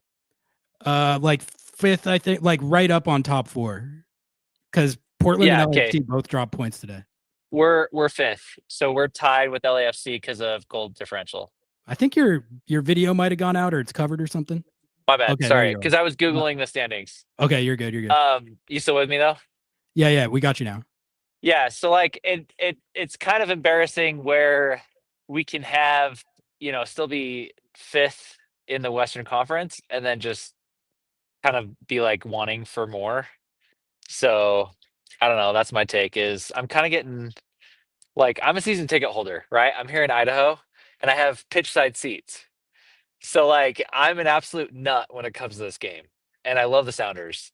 But like at the same time, I'm just like, can't we just have some exciting soccer? I'm just a little Today wasn't an exciting game. I try to remind myself when I find myself getting bored like that, which there was a point in the second half where I was like, this is not the most exciting game ever. But I just think that an MLS season is a grind. It's in one of those grind mode. This is grind mode right now. This is grind mode. You're dealing with a crazy schedule. You had a crazy road trip, and you need to take care of business in these home games by any means necessary. Sometimes those means are not like the most fun to watch, but what matters is that you're taking the results and you're racking the points. So I will credit them for doing that today, even if it wasn't like Gianni was saying, that's a game where you hope they would get right on top of FC Dallas and run them off the field. And that didn't happen, but 100%. I'm proud of them either way. Because at the end of the day, we have a really good locker room and there's nobody who's like I'm impressed with everyone's attitude despite the growing pains or whatever. So with that, I'm hopeful that we can see some good soccer coming up here. That's all I got. Do you want to get any Ryan Kent takes out there? Jesus Ferreira takes on the number 9, De La Vega. Yeah, I mean, I'm gonna go back to Nico Ladero for a second here. So the awkward thing about Nico was he was incredible for years, and then after his injury, he came back and he looked like an adolescent running around the field, like, "Hey guys, look, see, I'm still good." And the problem is that like he it just didn't mesh with the group anymore. Like he had the work rate, but it just didn't work for us anymore. So that's why I have zero problems with him not coming back right now. I don't think he belongs here right now. He's one of my favorite soccer players of all time, and like I'm always going to hold him in my heart. But with that being said, I'm glad Jesus Ferreira is not a DP. I'm really glad that he took a paid cut to come here. De La Vega, I don't know. I don't know what to do about him. Maybe some more time on the field. Like he'll just feel some normalcy because he still has, there's like some confidence issues with any of us at that age where like we're all overconfident, but then like if we hit a bump in the road, it's hard to recover from that. And so I don't know what the solution is there. Like maybe we just play him the full 90 every game. And then you got to be careful with those hamstrings though. He needs to suck it up. Like he's young enough. They have like the best sports med team in the country. I don't think any club has a better like staff than we do. Well, there's a lot of theories and discourse around that because this team, I honestly still don't know where I land on it, but this team does have a lot of muscle injuries every year. And people are always like, this medical staff is a joke. They need to fire everyone in the department and all these injuries could be prevented. I'm not a doctor. I don't know if it works me like neither. that. I honestly don't know if there's anything a medical staff can like do to specifically prevent muscle injuries in soccer, which is a sport that you got to run a lot and muscle injuries Right. happen. And I also don't know it for a fact that that Seattle has more muscle injuries or hamstring injuries than your average MLS team. Like, Sure. I get that it feels like that, but it's not. I have seen no statistics to indicate that, and I also know that every other fan base says the same thing about their team, that they have the most muscle injuries. I think soccer is just a sport where you get a lot of muscle injuries. Like, That's fair. And I mean, to the sport as a whole, I'm glad that we aren't like burning through players as much as we used to, because we are paying attention to modern medical science. It's like, it is good that people are, I mean, like 20 years ago, you look at Morris, he would have been done for. You look at Ladero, he would have been done for. But yeah, like any of these, and honestly, it sucks that Rui Diaz, like, because I still think he has potential. Like, I don't think he's done. I'm fine with him being gone from our team, but like, I hope he lands somewhere just so that we can see some bangers out of him. Rui Like, I Diaz, don't think. you're talking about Yeah, Rui Diaz. yeah, I am. He signed in Peru. He's on a team right now. When did? Okay, I missed that. My bad. It So was I'll have like to it was go. pretty recently, like a month ago. I'm not sure Okay. how he's doing. I have no idea. Yeah, but anyway, so yeah, so you're saying that we need to give De La Vega some breathing room, like with a muscle injury. Well, I just think you got to be careful about like playing him like all the minutes all All the the time. minutes. Like, Sure. there's just such a track record at this point of that not going well. So Yeah. it's tough because you need to get him like in form and rhythm to get the most out of him, but you also have to be wary of how much time he's missed. So it's a balance.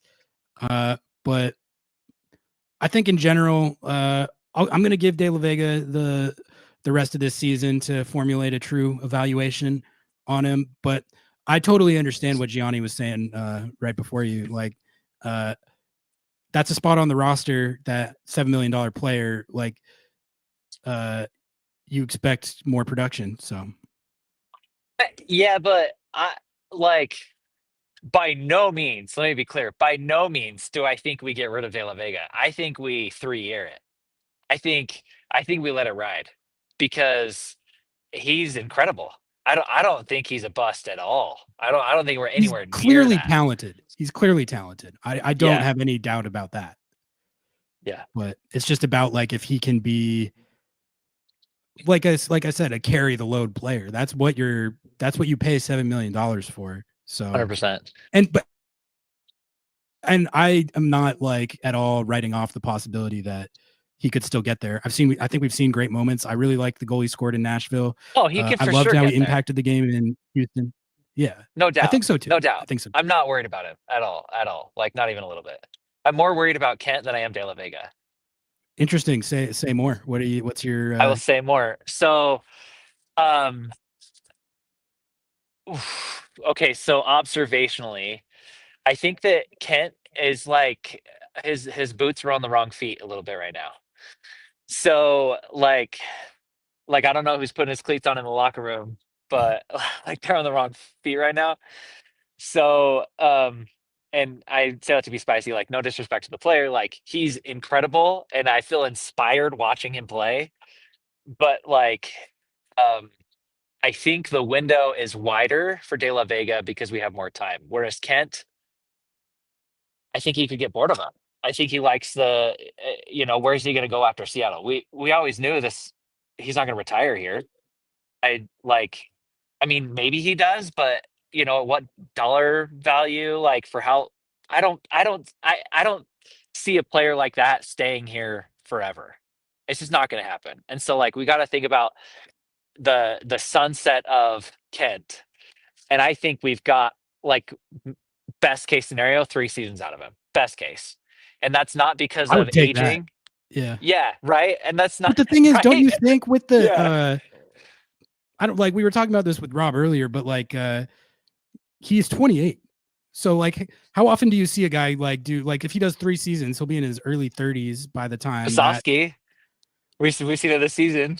where well, I'm getting but like I'm excited. saying, like as far as the possibility of him like using MLS as a stock rising platform to go to a bigger team, or he's not at an age where that's like as much of a given as it Sure. would be if he If was he was like 23. 21 and this quality of Sure. player. Then yeah, like he's gone 100%, no questions asked. At 28, I'm not sure it's as certain. Are you thinking we get him for longer? Because that would be cool.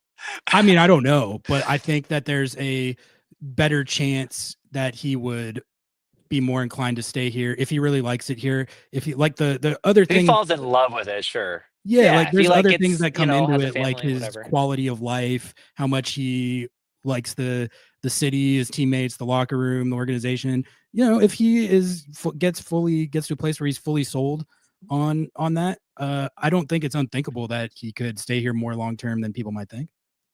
I don't buy it, personal. Like, I think you're because probably right. You're probably right. I mean, I'm always right. No, but the thing is that I think that's what got him here, but I don't think that's what makes that kind of player stay. A dude's got alligators.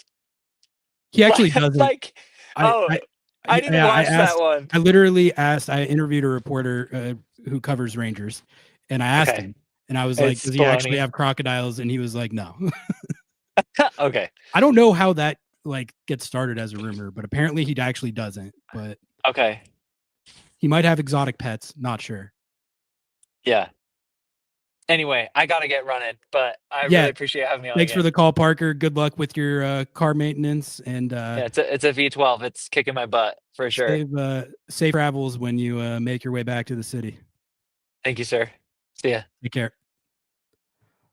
All right, that was the last caller in the queue. I'm gonna be around for a little bit if anyone else wants to call in.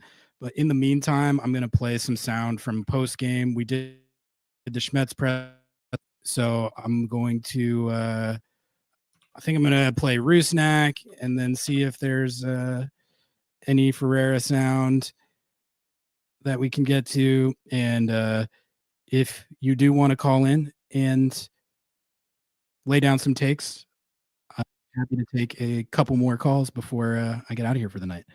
But right now, I'm going to play Albert Rusnak's post-game interview from the locker room after a 1-0 win over FC Dallas, in which he scored the game-winning penalty kick, his 7th goal of the season, and 5th in his last 5 games. Albert Rusnak, take it away. So you had quite the goal celebration there. Can you give us the what was going on? I was just frustrated, honestly. I was frustrated the whole game.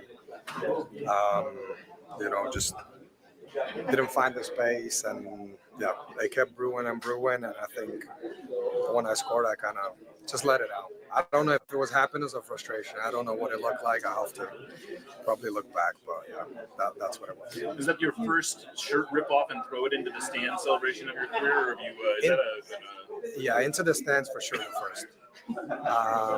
As a goal celebration, I don't think so. I think I've done it before, but yeah, and it was also so late in the game. I think if it was a little earlier, I don't think I would do it just in case you can still get a second yellow. But it was kind of late, so I was like, I don't get yellows anyway, so might as well do it that way. Did you get the jersey back though?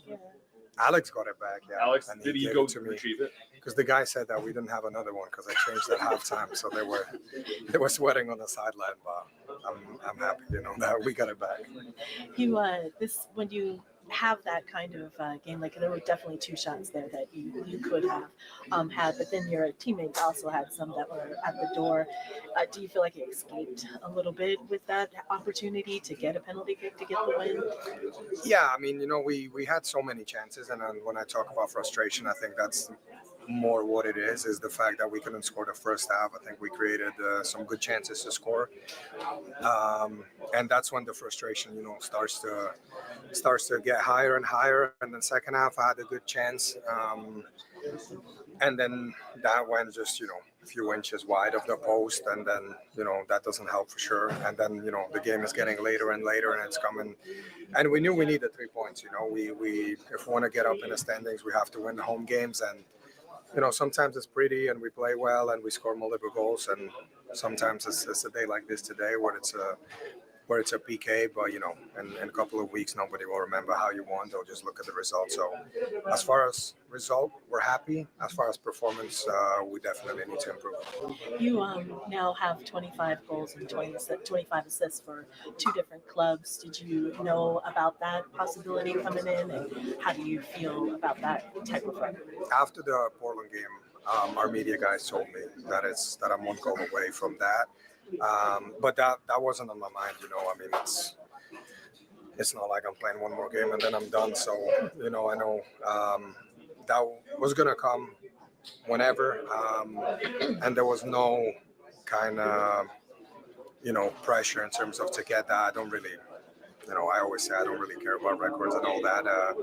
Just trying to win games, and yeah, today wasn't the prettiest one, but yeah, we're just happy with 3 points. I think that's one of the few positives today.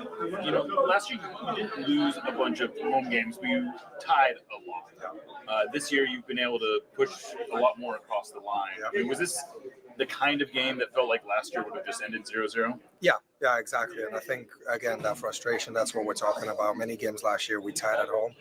We played well, we created chances, couldn't score, and I think that's what separates the good teams from the great teams. Even when you don't play well, you gotta have to find a way to win a game. And today was a penalty kick. Another day it might be a set piece, and another day it could be someone just having that individual brilliance, a bit of magic, and scoring a goal. So once the game is done, we don't really care who or how. But yeah, definitely, we need to improve on that. So today's game, you had a really good place with Brian Schmetzer. How's the chemistry coming along? I mean, it's only getting better the more we play together. He's obviously, he's not a young player that's learning.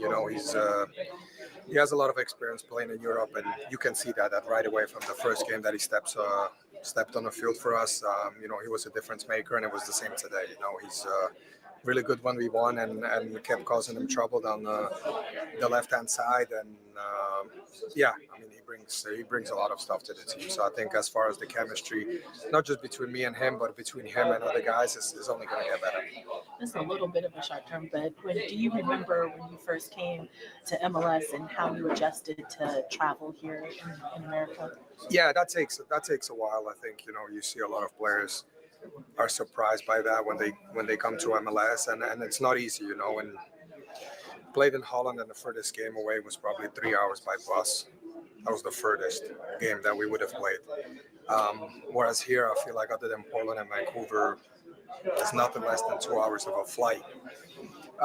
So yeah, I think that's the biggest adjustment for players that come from overseas is definitely the flying, and then different conditions, humidity and such and that. But I think Ryan's already played in Colorado, so he got a good taste of altitude.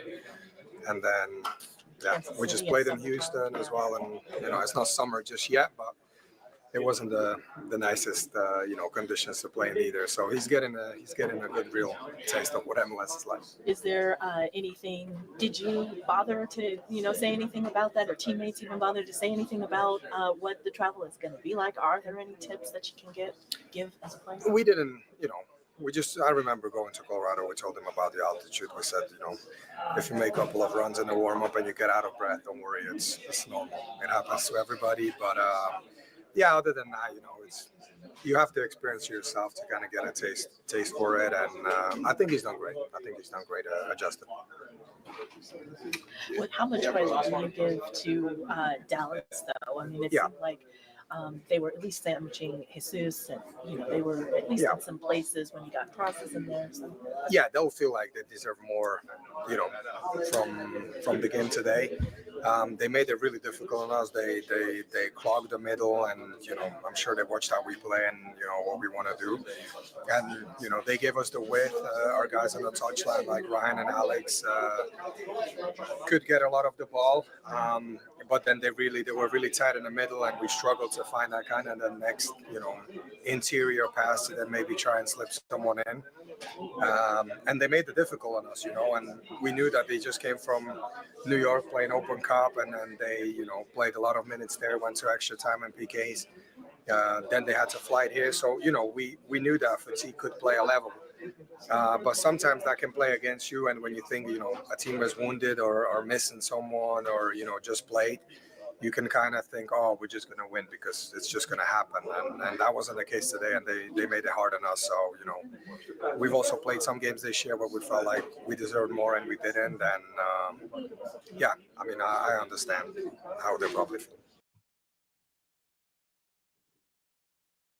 Good stuff there from Albert Rusnak. A few things that caught my ear there, actually. Well, number one was just the breakdown of his emphatic goal celebration that was surprisingly emphatic, at least to me.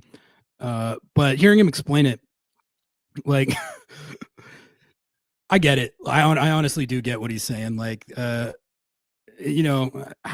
about how frustrating it was for us to watch them generate the chances that they generated today and not be able to score.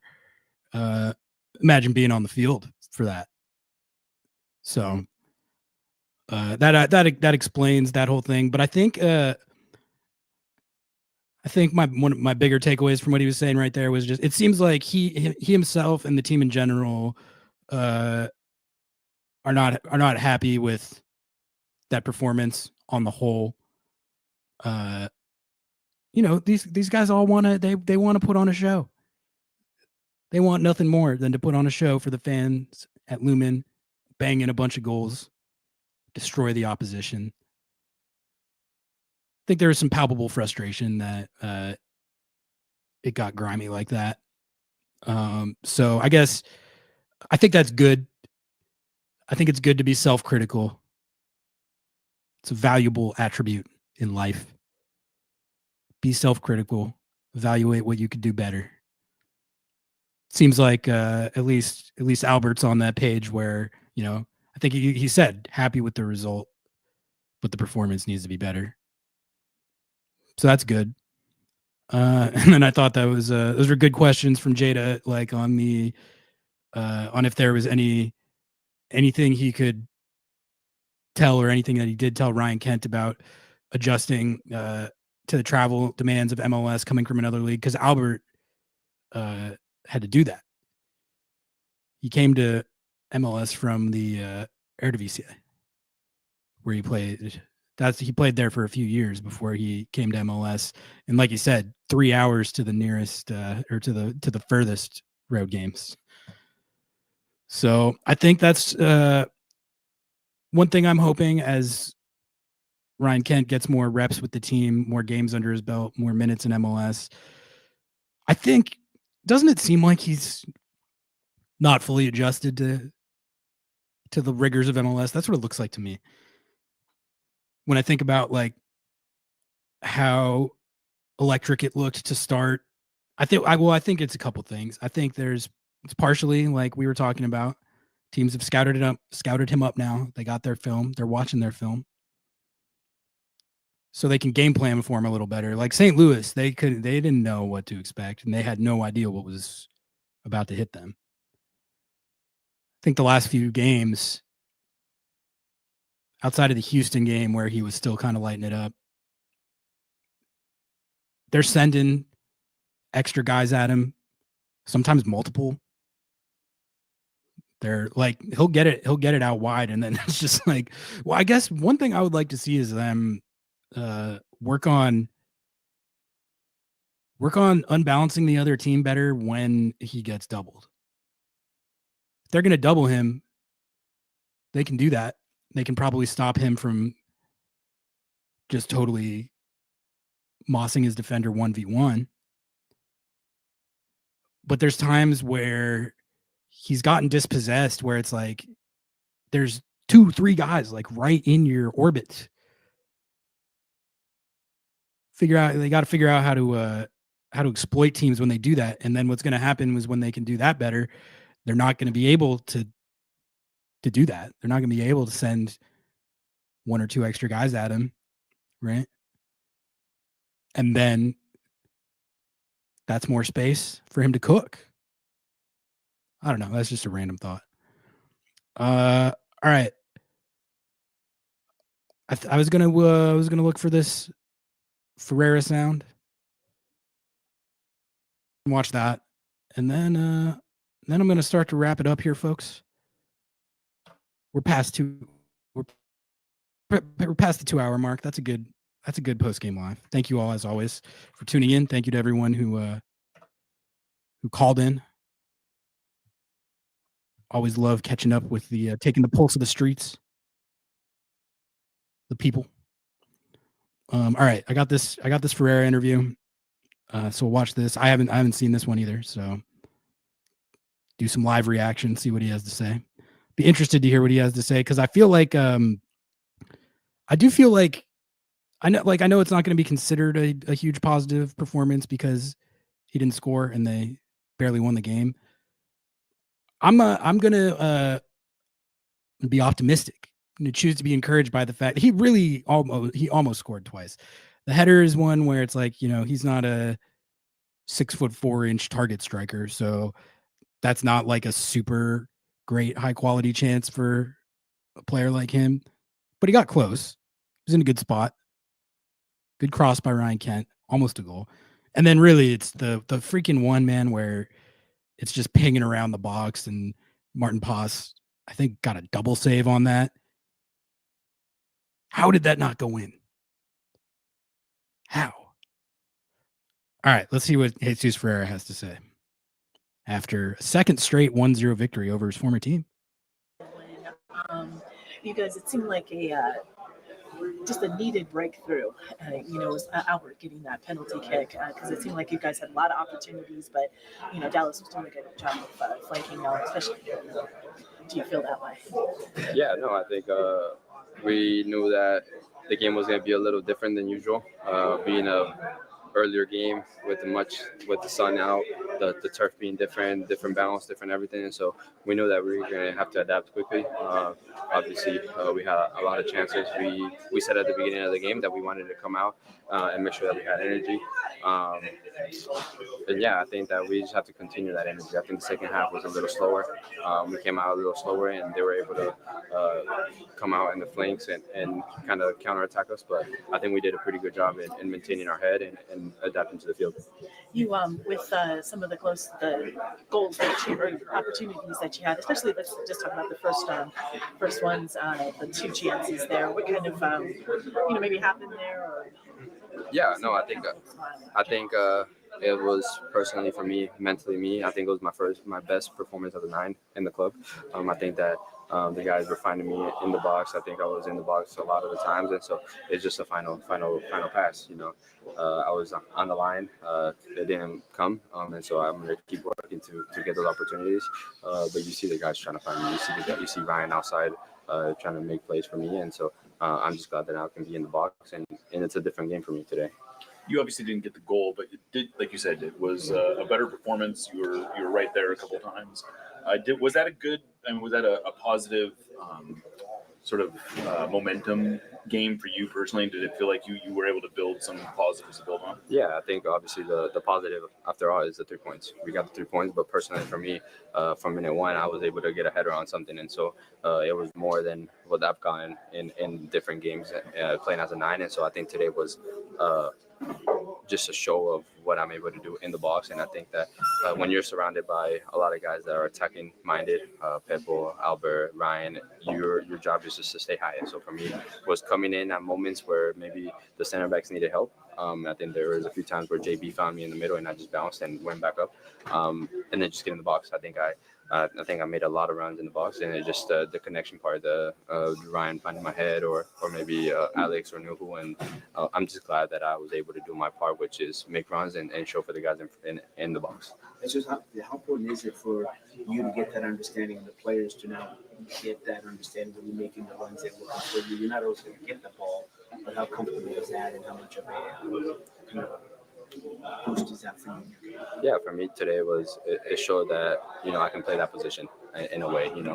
Being able to be that guy that can be in the box and make runs in the box kind of made it at ease a little bit today, because it showed me that I can do it, and so it's just now sharpening that up. I think that it was.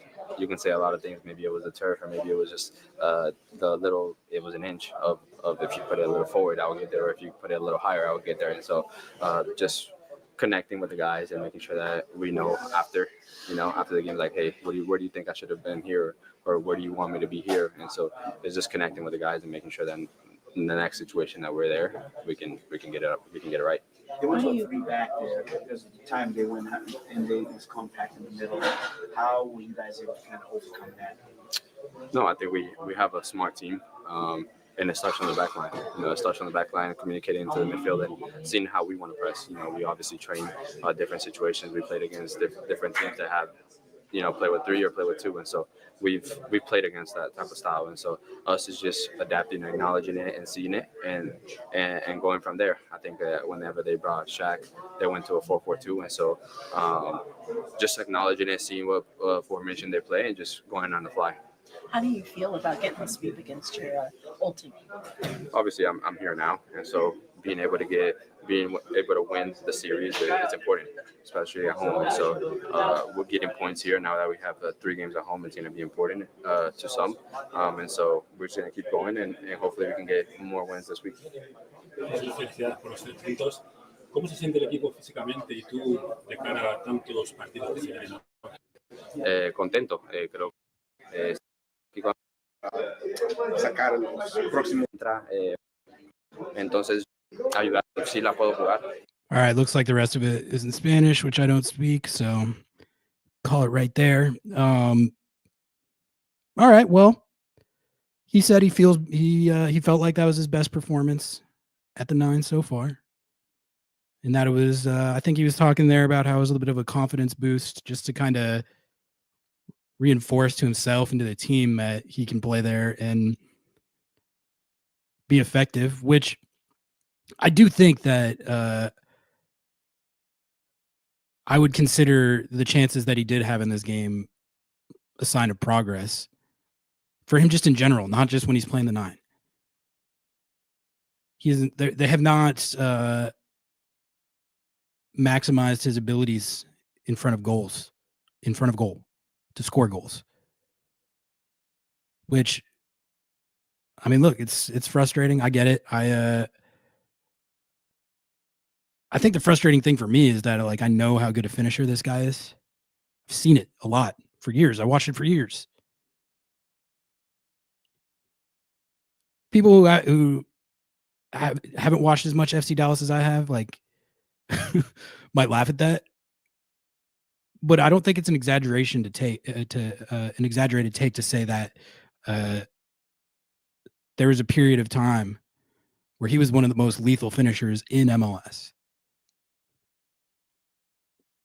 He made best 11 for it, so we'll see. We'll see if they can start to get him scoring goals, and we'll see what they do just with the number 9 position in general coming up.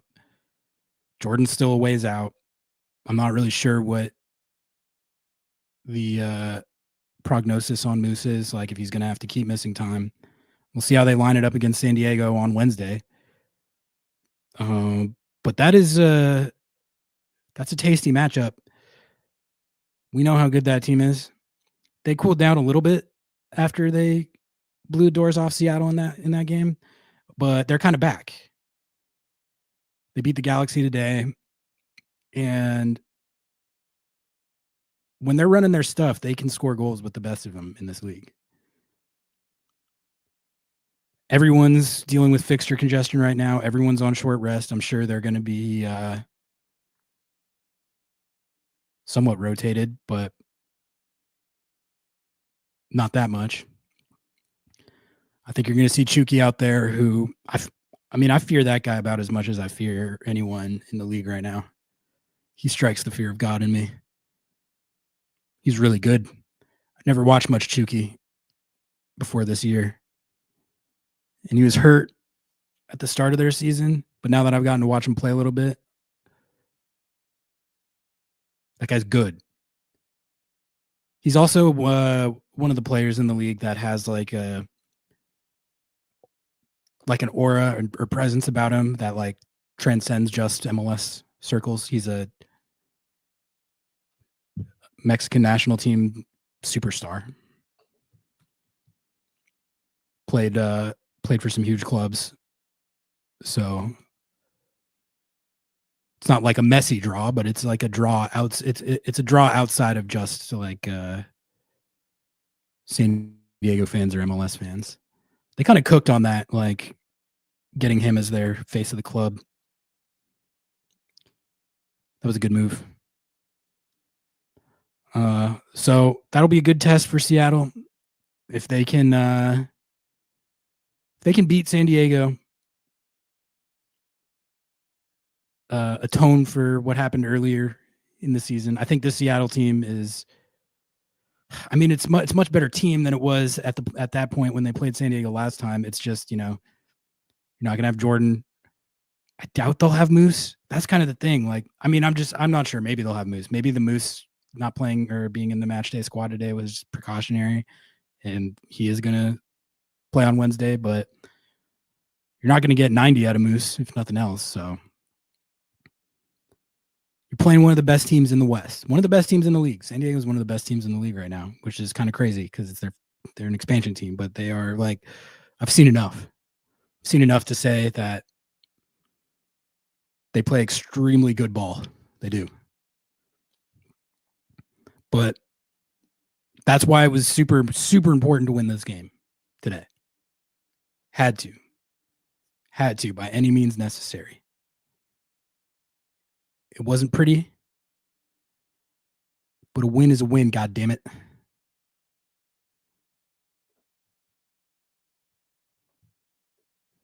He was very dangerous today, and the end product will come. I think you're referring to Ferreira. His mindset needs improving, and that took leaps and bounds today. The only thing missing was the goal. Yeah, I know a lot of people, the Ferreira haters, of which there are, I don't even want to say of which there are many. Like, stuff like that is always a vocal minority.